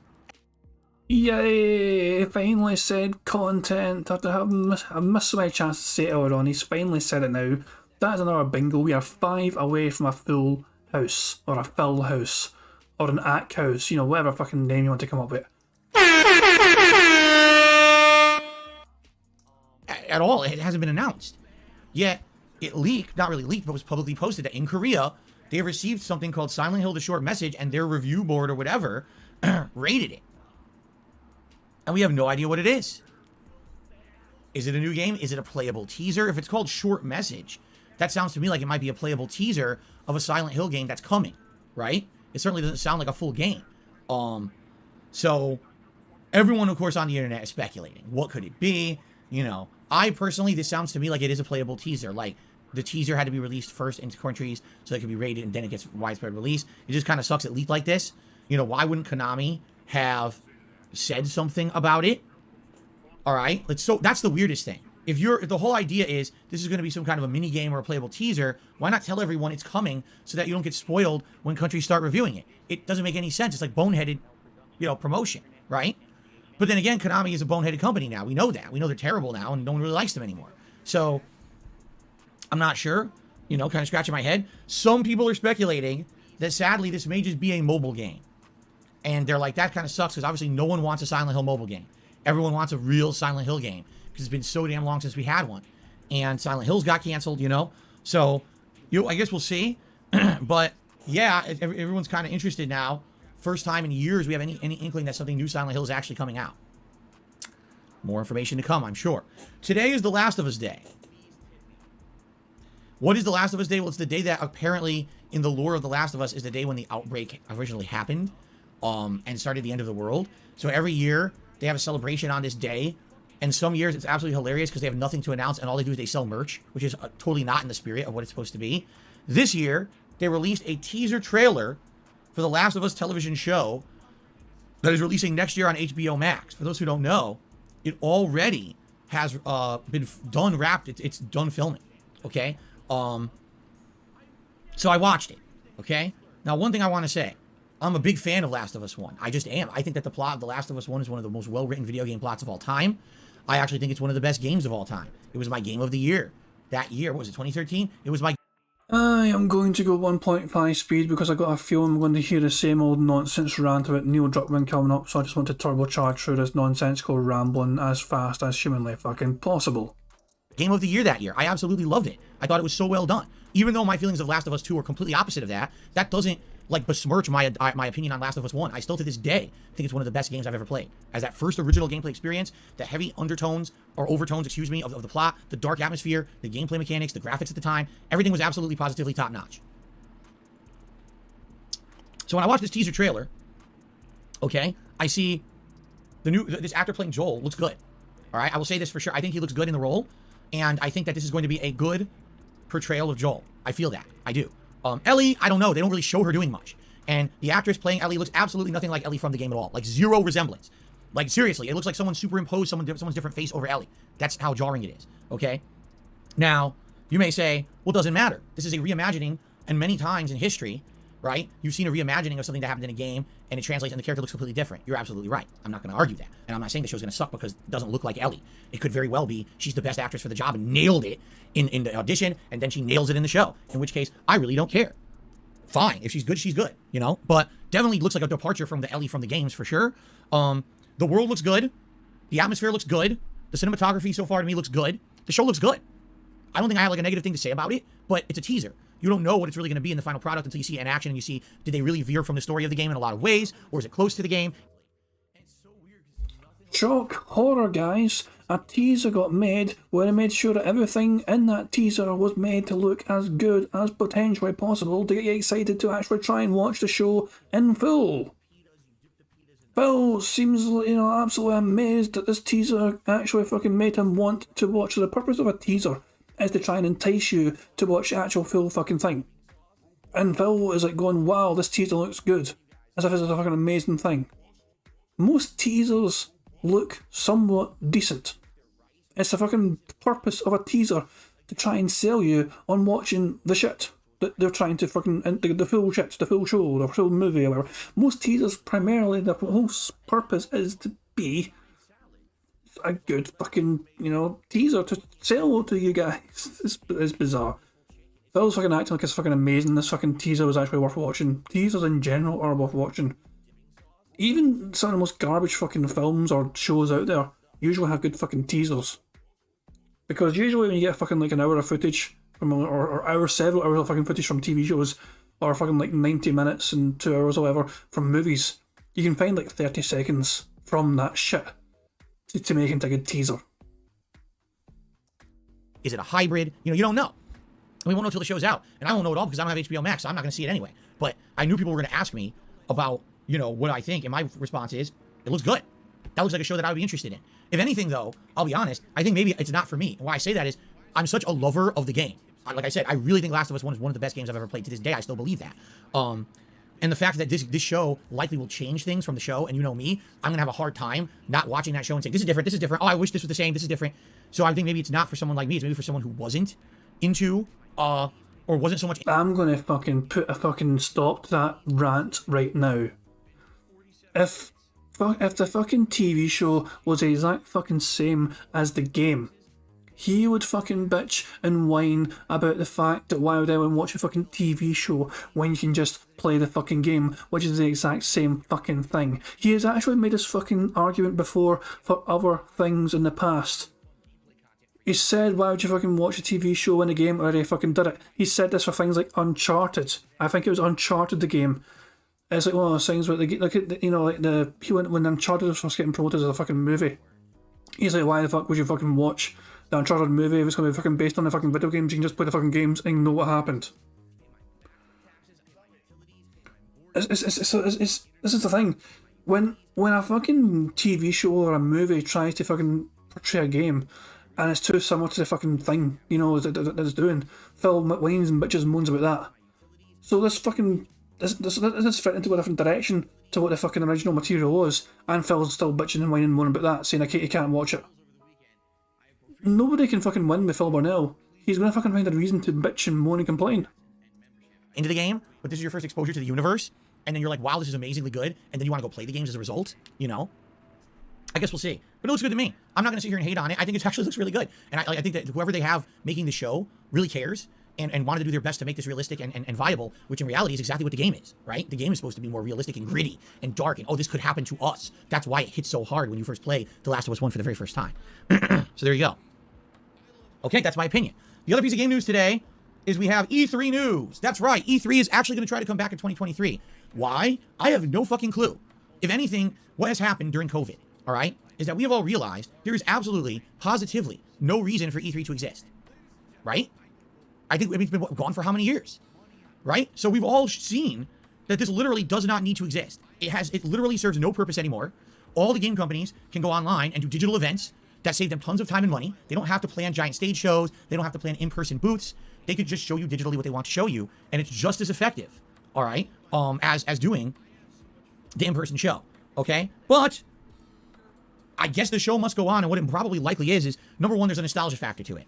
E3 has always existed, right? And when it went away, for a lot of people in the industry, and I should emphasize that, in the industry, game developers and executives, journalists, they felt like, oh, what a loss because E3 doesn't exist, all right? Now, I am not a gaming journalist, and I'm not in the industry, all right?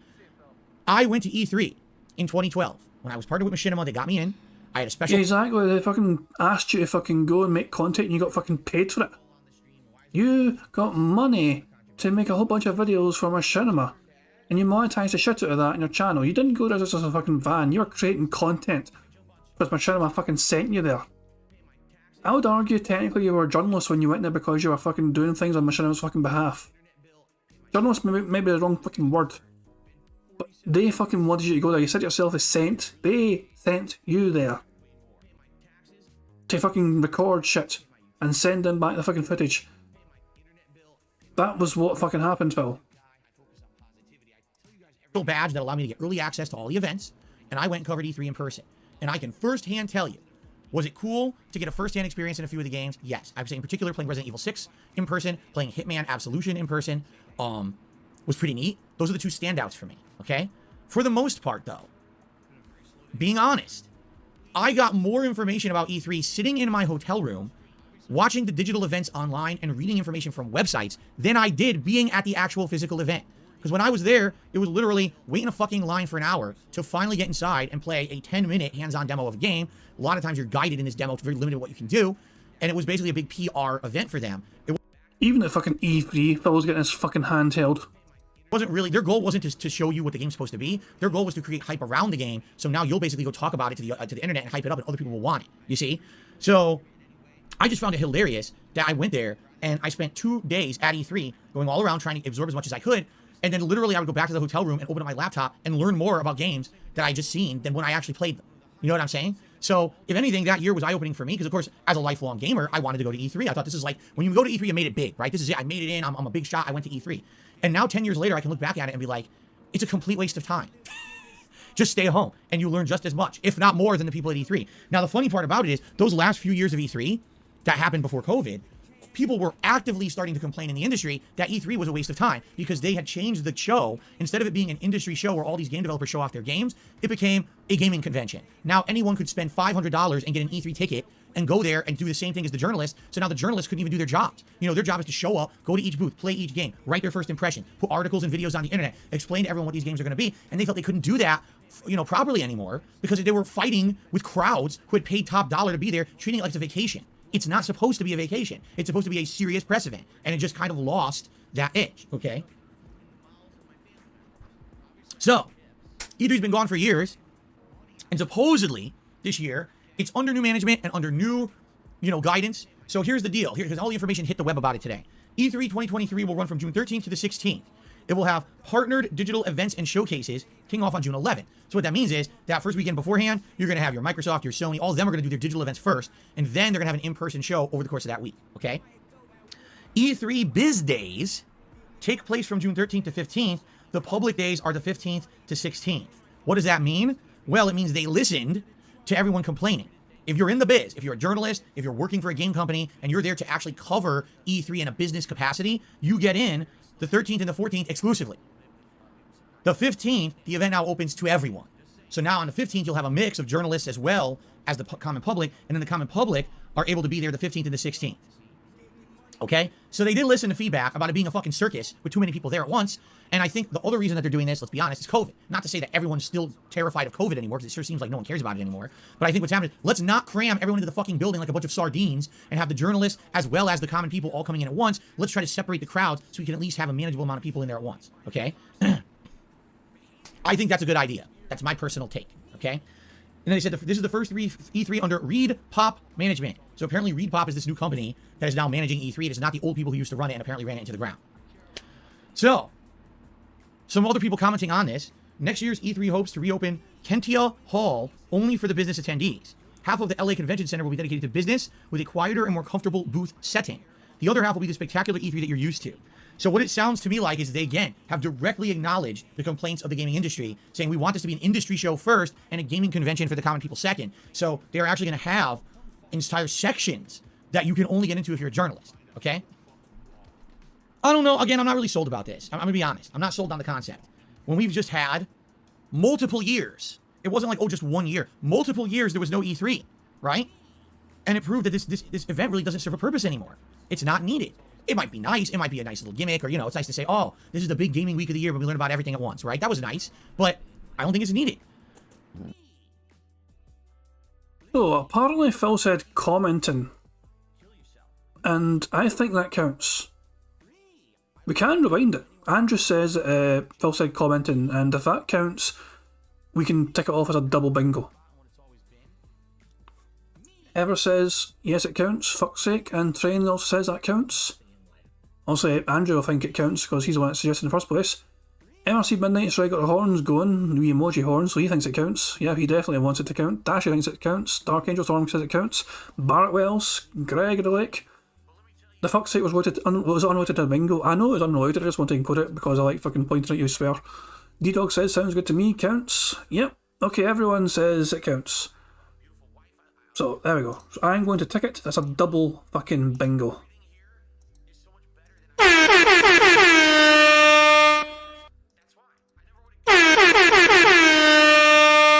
There we fucking go. We are 3 away from a full house. 2 of those things are actions. Now if we get to a Q&A segment, there's a good chance Phil will just randomly fucking chew his fucking fingernail or some piss randomly, you know. It does it so randomly and sporadically, it's weird.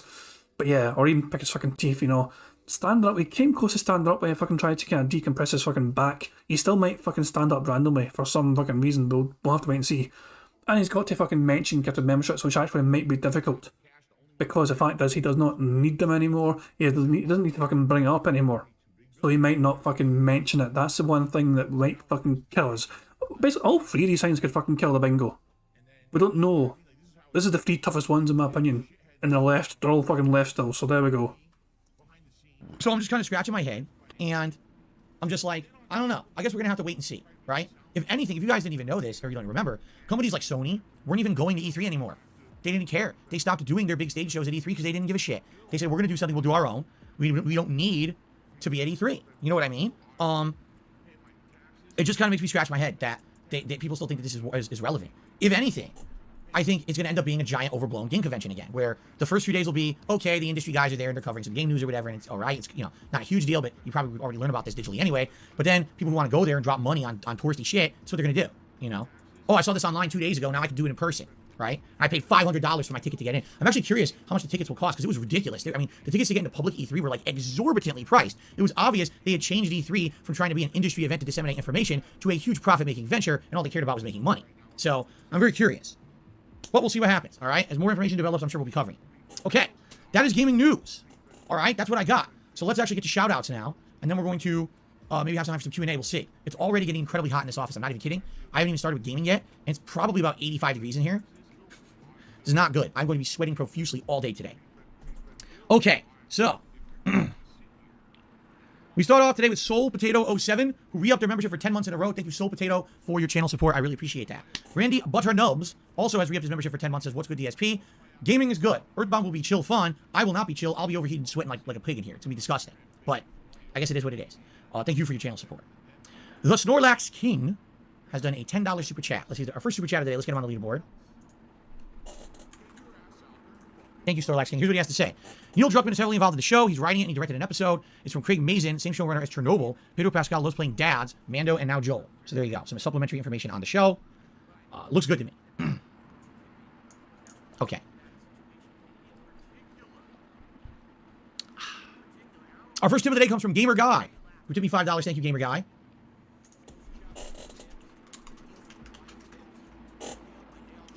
And Gamer Guy says the following. Hey, Phil, in regards to the Game Pass exploration, there's plenty of horror games on there that you can play and get into the spirit of, Halloween with. I myself am replaying Dead Space. If people are interested, maybe, maybe we should look for some horror-themed stuff and maybe do a horror-themed playthrough over that first week to 2 weeks of October. I'd be down for that. I'd be absolutely down for that if other people were. If you want to do some random horror-themed stuff, I would be A-okay with that. If that's what you guys would like, you let me know. And by the way, I'm absolutely sure that this is going to run really well on the Xbox Series X. That's the thing. Like, any game that we end up playing, even if it's a throwback game, is probably going to look exceptionally good. So, okay. All right. That's all the shout-outs I got to do now. One thing I will mention, and then we'll get to Q&A. This week. What the fuck was that? All right. That's all the shout-outs I got to do now. That counts. That counts. I'm counting that. I mean, everyone can see, like, no, it was not a nose pick. Okay. It was like, it was definitely messing with his fucking mouth. Yeah, we'll go normal speed, right? Look at his fucking, I'm saying look at his mouth. Let me go full screen, sorry. Right. All right. That's all. But let me go slow motion for you bastards. I say bastards in the most affectionate way. I'm not actually fucking being mean to you. When I like people, I call them bastards. Sometimes that is what it is. But let me go slow motion for you bastards. Look at the fucking finger. Look at the mouth. Shoutouts I got to do now. Look at the middle finger. The middle finger is in his fucking mouth. It's not the fucking index finger. It's his middle finger. See? What? He was picking at his mouth with his middle finger. That counts. Right, go back to 1.5 speed. We are 2 away. We just need to mark it off, and that's a single bingular. Single bingle. So the horns just go off once.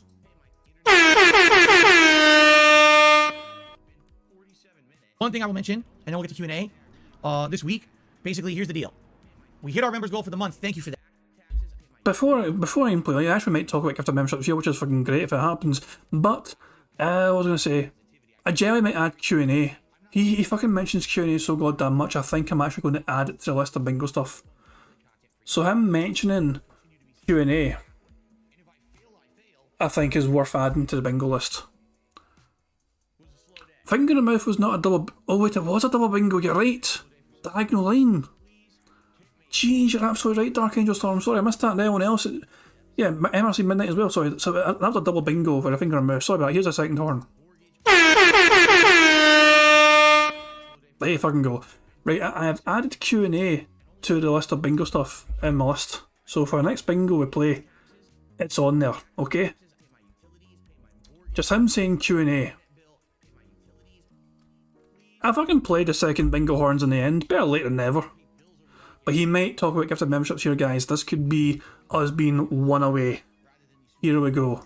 Yeah. There will be a new members goal announced this weekend. I feel it's going to be one of the best ones I've ever done. It's an exciting event that I really want to do. Like, I'm really anticipating having a lot of fun doing this special celebratory event if we hit our members goal for October. So I will announce that goal over the course of this coming weekend, but we're good for members for now.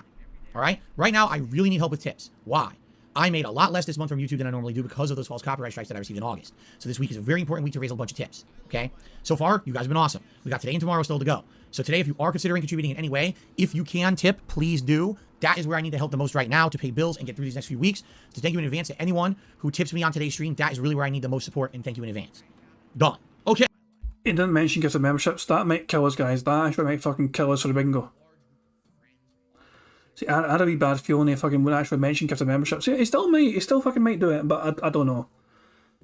I just fucking love the fucking... He's so openly fucking brazen, but he's not even fucking holding back, saying, hey, you fuckers, make sure you fucking tip me so I get that money immediately, or fucking go to my Patreon instead. Don't you fucking dare think about doing super chats or gifted memberships or anything like that. I want your fucking money now, you fucking dumbass morons.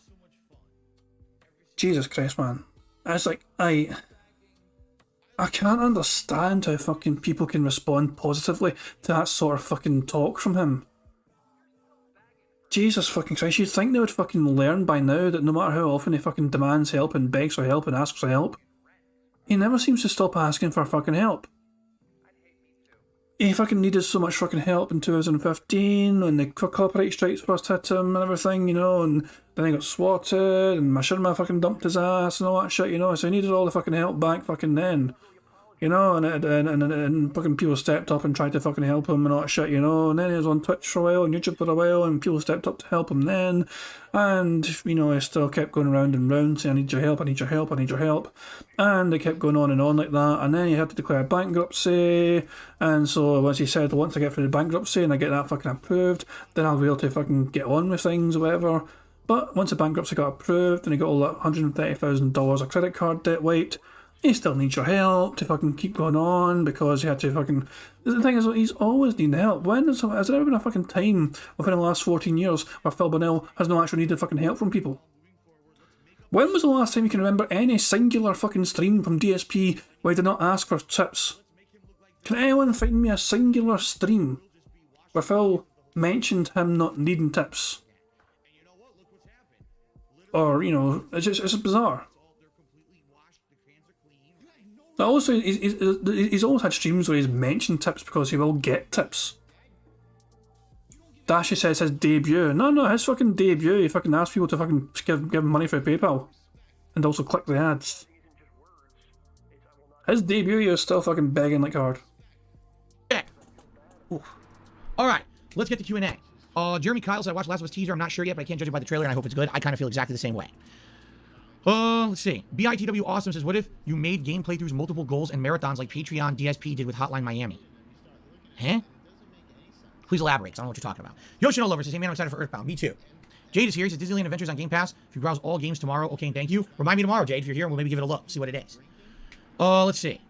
Impoverished Baxter says, I know you don't care about PC news. I want to warn you about a new AMD processor. Don't get one. They're power hungry and they're hot. Designed to run at 95 degrees Celsius or 200 degrees Fahrenheit. Great. Doesn't apply to me. Yaya says, does the taste of dish soap enhance the flavor of a meal? I don't know. I've never eaten dish soap in a meal. You guys have any normal questions? What the hell?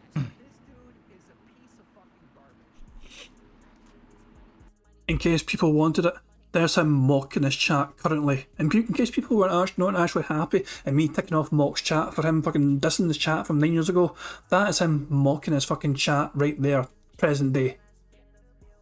So if it wasn't ticked earlier on, to your liking, because, you know, in your head, if you weren't happy about getting ticked earlier on, it's ticked now for you in your head, because that's him mocking his chat right there for not having normal fucking questions for him. How dare nobody have any normal fucking questions for Phil Burnell to answer very quickly and easily on his fucking dumbass podcast, where he can't have questions that are too fucking intellectually stimulating for him because he fucking cannot answer those questions on the fly, like a fucking snow car last never fucking day. Barrett Wells, yes, I did see that Pixar new short of the South Park thing. I actually showed it the other day. I was promoting Pixar's channel because he can get super thanks now. So yeah, that video was made by Pixar because he got super thanks now enabled on his content and his videos, and I strongly encourage and recommend people, if you can, give Pixar any money you're willing to give him, because he's trying to save up money to get himself a new computer, a better computer, so he can make even better animated videos for people like us to enjoy. You know, it's one of those things where it's like, yeah, but guys, just fucking, if you can, obviously, I'm almost say, you know, you guys are incredible with support anyway, supporting, you know, me, but I'm always trying my best to spread the love as well. You know what I mean? If you can support Pixar, if you can as well, support any of our content creators and detractors that you enjoy it, you know what I mean? Show them love if you're able to show them love. I dropped Pixar some money earlier on because I certainly appreciate his content. Every single fucking stream I do of Bingo, we end it with a Pixar animations video, you know?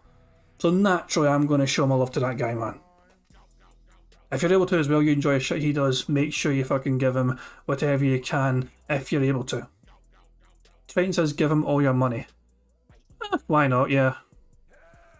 Give him all the money, all, like, 1% of it. I like both meat and cheese, there's no question between the two. How dare you even present that as a question? It shouldn't be.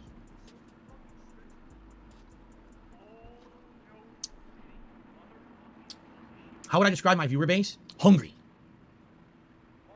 Hungry viewers. I don't know what that means. There you go. Which controller do I find more comfortable, PlayStation or Xbox?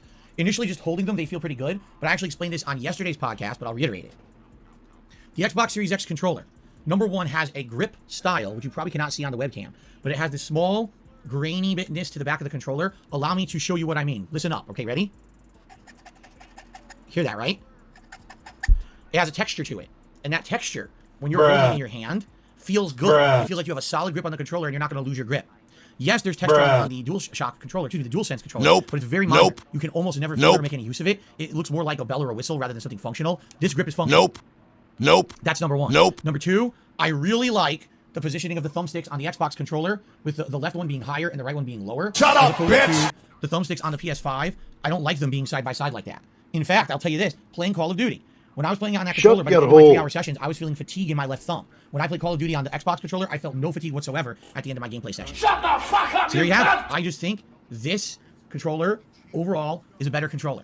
Shut your mouth, you thong-wearing fatty! I feel the Xbox controllers are better. That's my opinion. You can disagree. I think that I like them more. So there you go. Okay.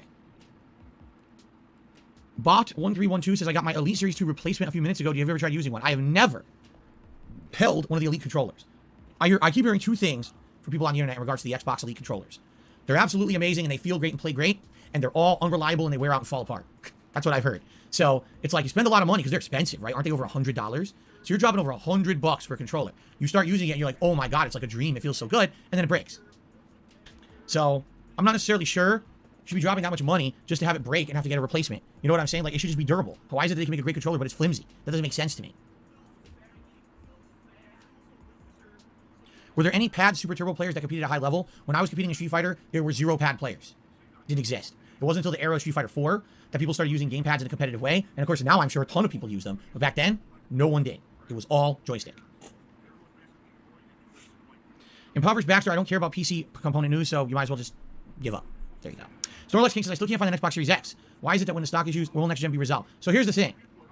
From what I'm going to understand, there are some places that are getting the Series X, and it's in stock, but sadly, it's not places where gaming is popular. You know what I'm saying? Like, drive out to the Midwest somewhere to a Walmart, and you might find one that has the Series X in stock, because out there, no one's going crazy and buying them all up. You know what I'm saying? If you're talking coastal or whatever, almost impossible to find still in stores. However, you can pretty much get them online. Like, from what I'm hearing, essentially, if you still follow the people who do the drop information and stuff, they'll tell you when the orders are available for pre-order, and you can get in there, and you can usually, when the stock is releasing, you can get one within 1 to 2 weeks. You just have to pay for it first, and then you can get it afterward. A lot of these are like you pay for it, they ship it to a store, then you drive to the store and you pick it up physically. But from what I'm going to understand, yes, you can pretty much get a Series X, you just have to wait a little bit. But apparently PS5 is still the problem. It's not easy to consistently get a PS5. But as for in person, still almost impossible to get these consoles in person, from what I understand.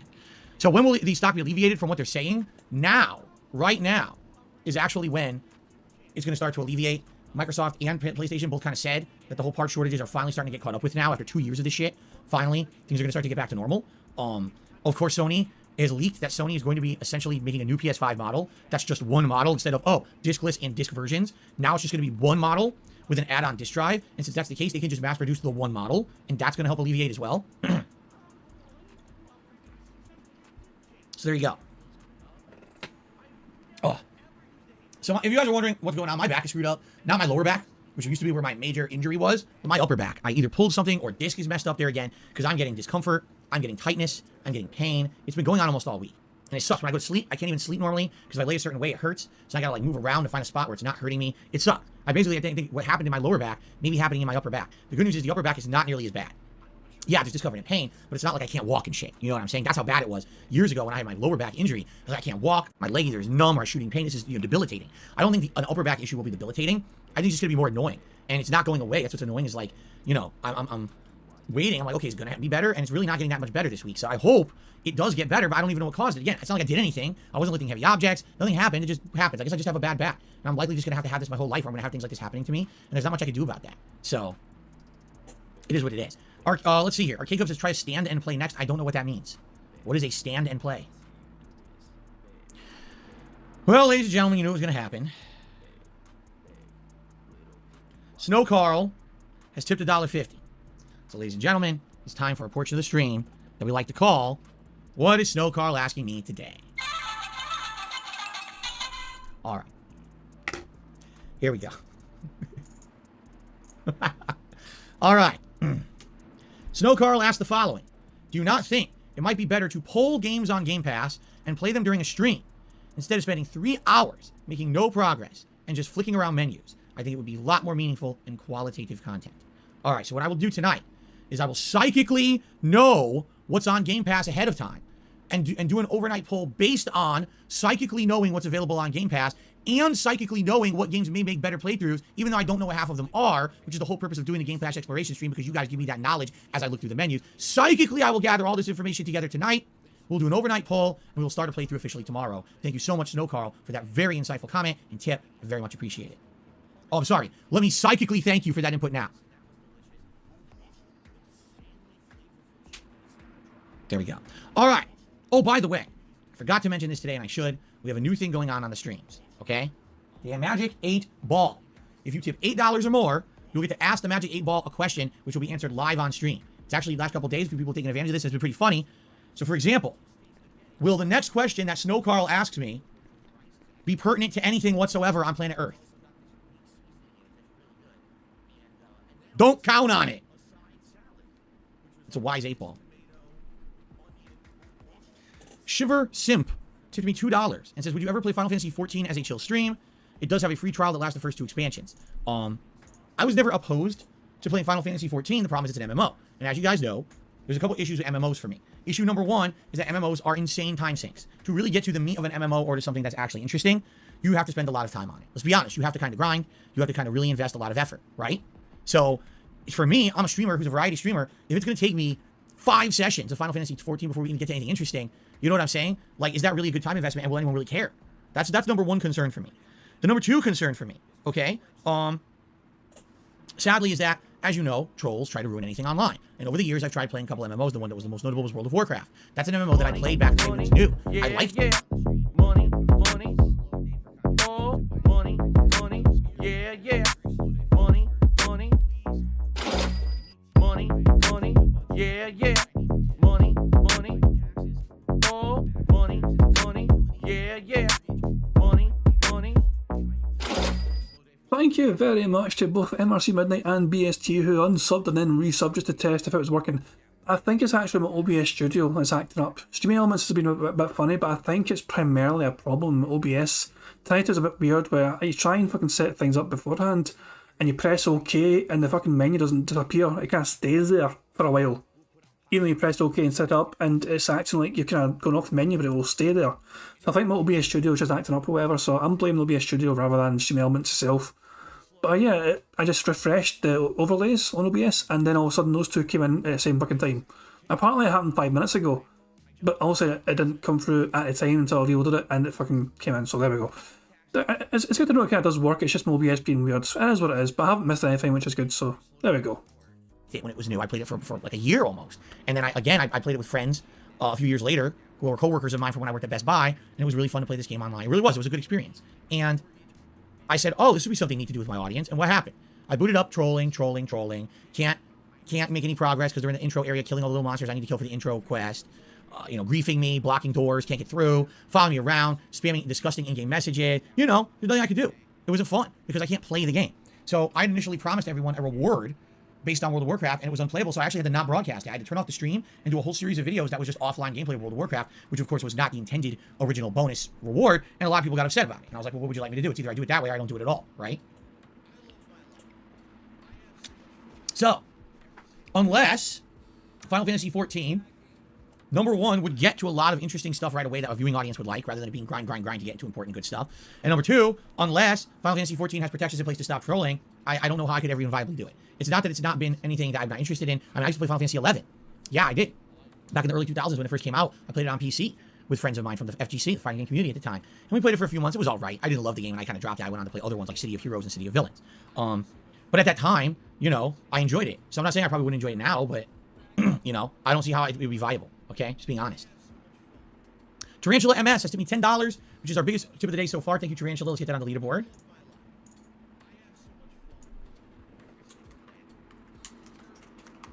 Okay. And Tarantula says the following.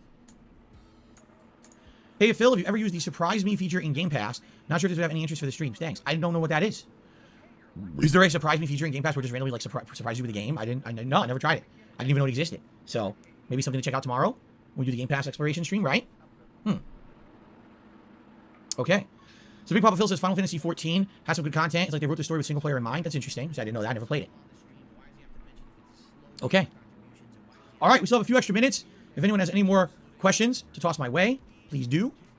All right. And I'll answer them as best I can for the next 10 minutes or so. And then I'm going to start sweating it out in Earthbound because, man, it's getting hot in here already. It's getting really hot. Let's see what temperature it is outside right now. Oh, I don't believe that at all because it's only 73. It feels like it's at least 80 out there because I'm feeling really warm. Yesterday apparently it was higher than 73 and I didn't even feel this warm. Maybe I got a fever. Oh, I'm burning up. No, not a fever. Will I play Bayonetta 3? Not likely. With all the other things going on that month and around that specific time, I honestly don't feel like Bayonetta 3 is going to even make sense. I'm really not interested in it. I'm not excited for it. It's been too long since the second one, which I didn't really like the second one, so I don't really care. Who did I like more growing up as a gamer, Mario or Sonic? Mario, because I owned an NES first, and I played Mario 1, 2, 3, and then Mario World, and Mario World is still, to this day, my favorite platformer of all time. I owned a Genesis, and when I bought it, it came with Sonic 1 and 2, and I owned Sonic Spinball, but I never owned Sonic 3 or Sonic and Knuckles. I rented them, but I never owned them. I liked the games a lot, but I don't know. Mario just kind of like was the quintessential example of what a platformer should be, to me.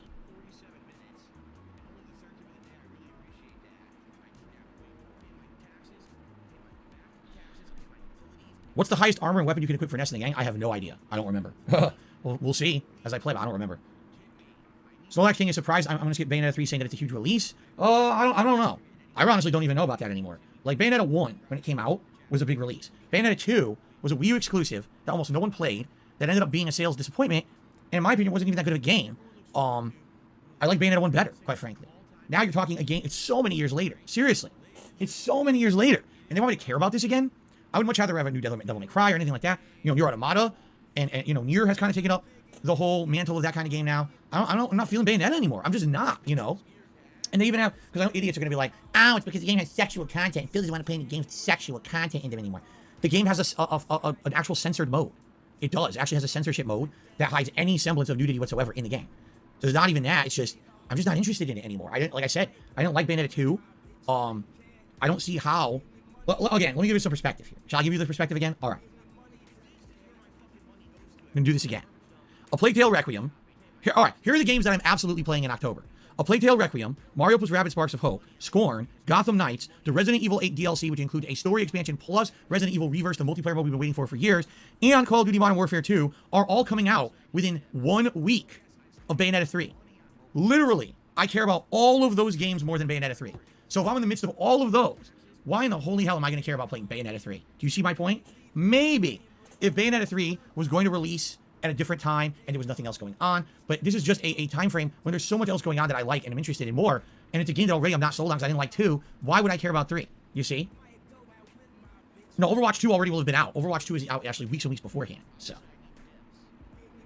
Shiver Simp to me, $1.50 says Square does do a lot to ban and punish players that cause an undue amount of stress trolling to streams.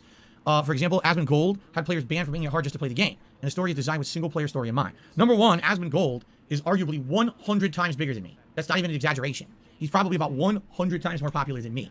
And I think you need to understand that when a big prominent streamer and content creator can play has a different impact than Joe Nobody, who's literally who I am. Do you think that one person at Square Enix has any clue who the fuck I am? No.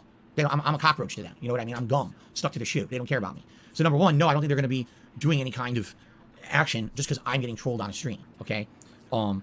But, you know, maybe if the single player story is promising, I'll eventually look into it. I guess we'll see.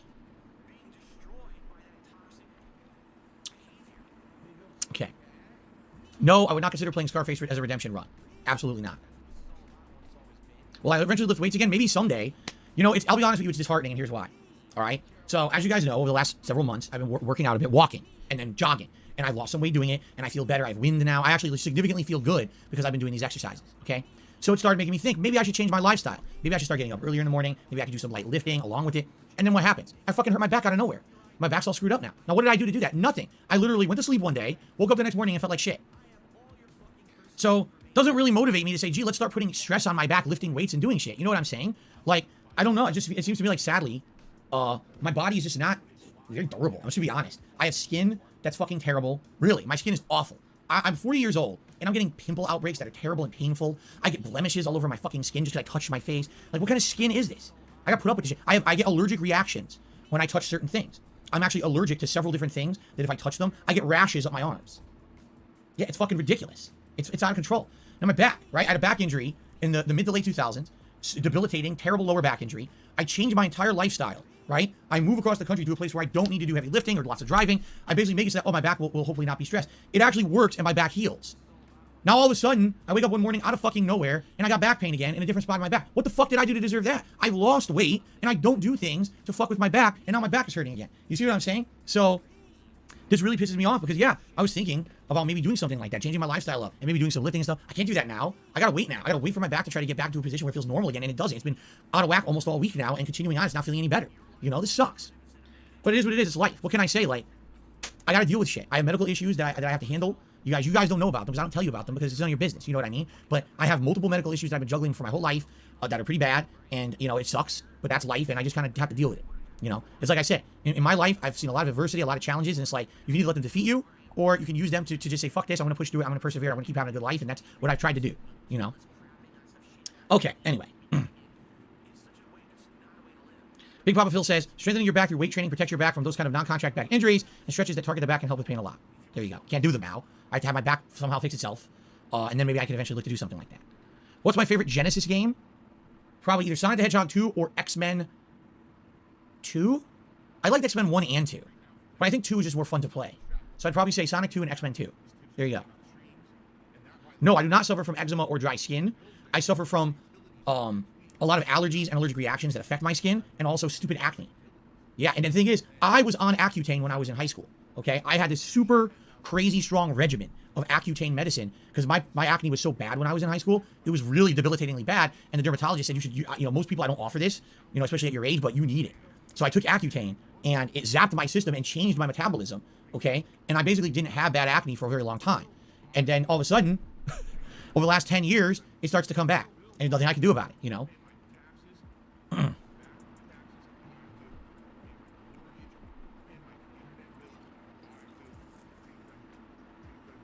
All right.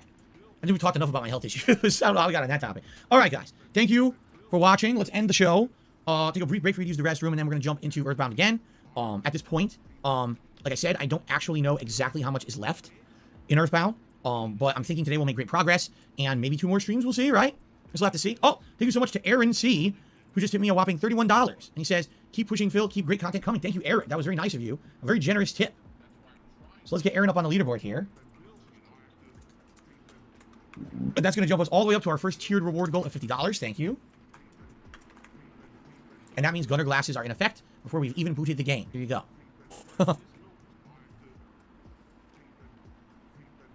Very nice.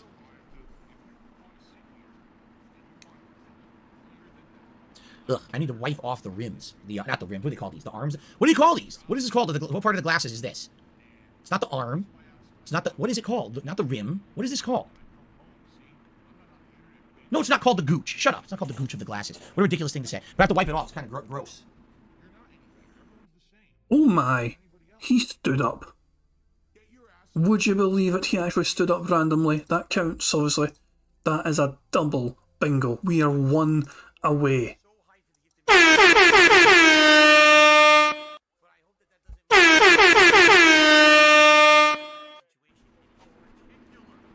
If it says gifted memberships, we got a full house. Isn't it it is called the arms? The aglet? The dongus? It's called the dongus. Of course it is. It's called the big chungus of the glasses here. I need to clean the big chungus. The temple tips? What the hell? Temple tips. Oh, I never knew. Oh my god, you guys are something else. The big chungus. The flexant? You guys come up with all these words. What is the real one? I would believe flexant. I would believe that. So is that what called the flexant? You know, I might want to buy new gunner glasses. These are over a decade old, and I've been wearing them now for how many years? 2. And I'll be honest, they're kind of worn out. Like, I think maybe a newer model might make more sense, because these were already kind of outdated by the time that I started wearing them a couple years ago. I like them, though. I think they actually do help my eyes when I'm playing games. They do relax my eyes a bit. So, it's the temple and the temple tips. Snorlaxing looked it up. All right, so I had to go clean my temple tips, my big chungus, and my, my flexant, my longus dickus maximus, whatever it's called, right? The dongus. The dongus. All right, you guys are something else. But anyway, yeah, maybe I'll look to get some new gunner glasses in the future. I like these, they're light. I like the light style, but I mean, I've been wearing them now consistently for 2 years. They were already 10 years old when I started wearing them, and I could tell, like, all these are starting to wear out. They feel gross because I'm wearing them every day. So maybe a new pair. I have to think about, I wonder what they cost today, because now I'm sure there's like tons of them, right? Like when I bought these, they're relatively new, but here we are, like 12 years later. They probably have all different models and you know, price ranges and everything. I guess I have to look into it. Okay. All right, guys, thank you. Let's end the podcast. Thank you for your support. Thanks for chilling with me. Until next time, tomorrow. Peace out, everybody. We're not going to watch that goddamn outro. Fuck that outro.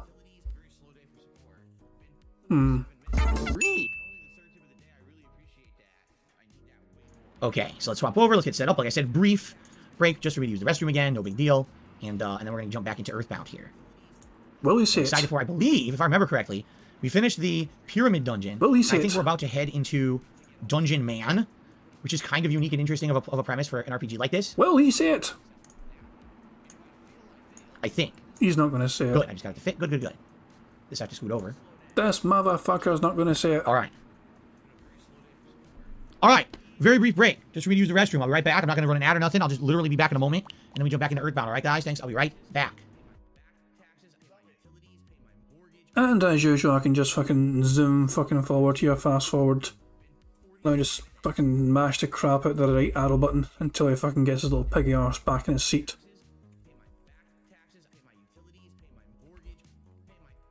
A hot day. Oh, he's back. Okay, here we go. Here we go. More I have no concept of how hot it actually is in this office because I was sitting in it. The rest of my house, it's a nice like 70-something degrees. In here, it's about 90 already. And we just started heating up. This will be the final hot day. It will. After today, the temperatures start to dip every day, and we get to the real autumn weather. So I got to tough through today, and it's just this stream. Later tonight, when the sun goes down, it will actually cool here tonight for multiverses. So guys, again, I have to reiterate, please be patient with me today. I may be grumpy. I may be upset because I have to sit here in this heat sweating profusely. I will do my best to tough through it, but I'm going to be cranky today. Okay? I'm already 40 years old. I'm ornery. And now I got to be hot and sweating and disgusting today. I'm going to be very upset. Okay. Yeah, Rugal, thank you. He says, reminder that when I played this last time, we did a save state, not a game load. You're absolutely right. Here it is. Because we didn't have a place to save. Oh, man, this music's so good. I love this game. Dude, I love this game so much. What's up, X-Shooter? Welcome to the stream. How you doing, sir? What's up? Let's see here.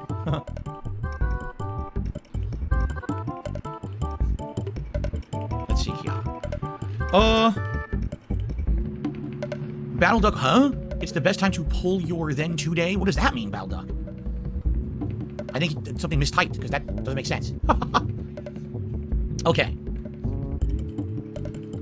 Are we ready to continue? Okay. I love this music. Let me lower a little. It's kind of loud on my headphones, though. Here we go. How's it sound in the stream? Good? You guys let me know how it sounds today, okay? If we resume here. Oh, let's see here. Louis Science, I love how the game feels like a journey. Exactly. Yes. I agree with you. It feels like you're a big world trek, right? A bunch of kids going on a world tour. It's pretty nice. Again, I don't know how much longer the playthrough will be. We'll find out. Jade says, do you think Street Fighter 6 will be at E3 next year? And I understand you don't love he doesn't love the heat as well. Actually, I think Street Fighter 6 will come out before E3 next year. I believe it's, with how much they're showing of it already, I get the feeling it's almost done. And I think that it's actually going to come out first quarter of 2023. That's my belief. So there you go. Alex says, I meant to say, is it the best time to pull your leg today because I'm cranky?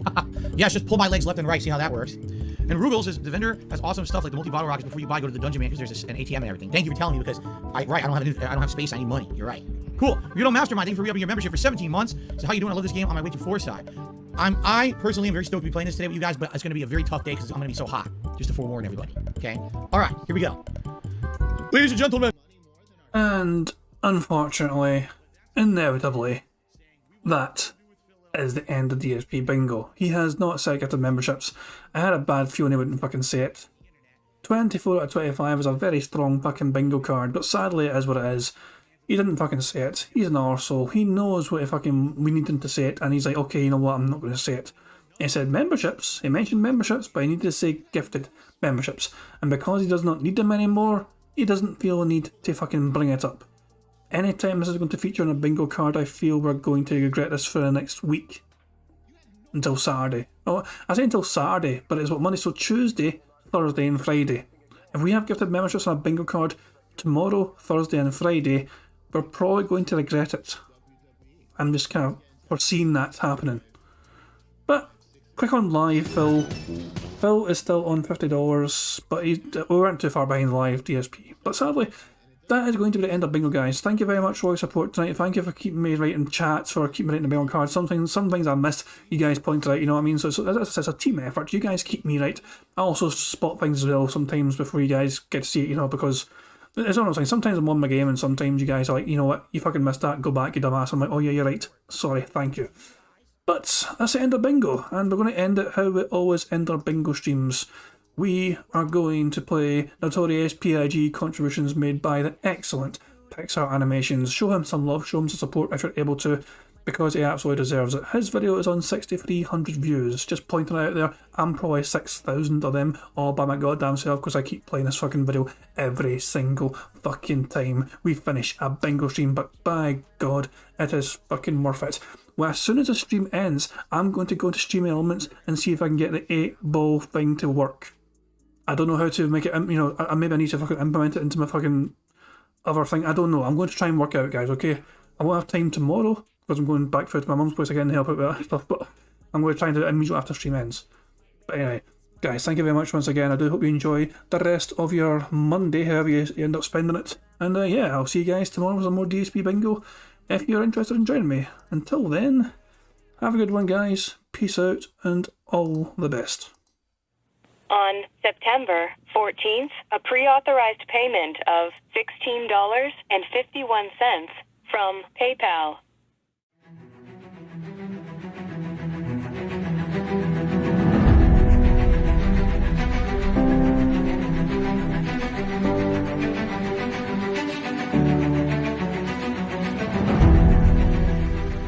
All right, Luna Mills has tipped me $1.30. It says, "I'm back. What's your favorite type of shower?" When you're showered in money. When you go outside, and all of a sudden, greenbacks start falling from the sky, and you raise your face up. You're like, oh, you start dancing. You go, oh, money, money, yeah, yeah. All right, I don't know what the hell you're talking about, but thank you for the first tip of the day.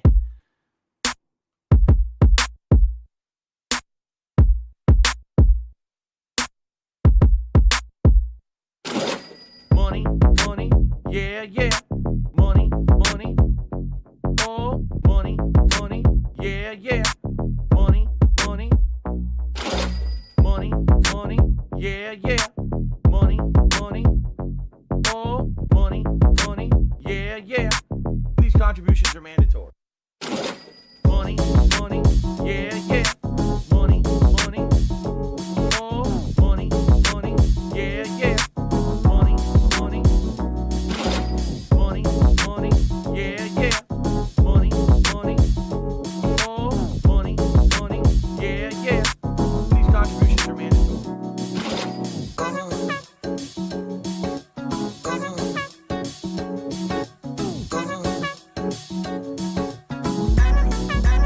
Show me the money.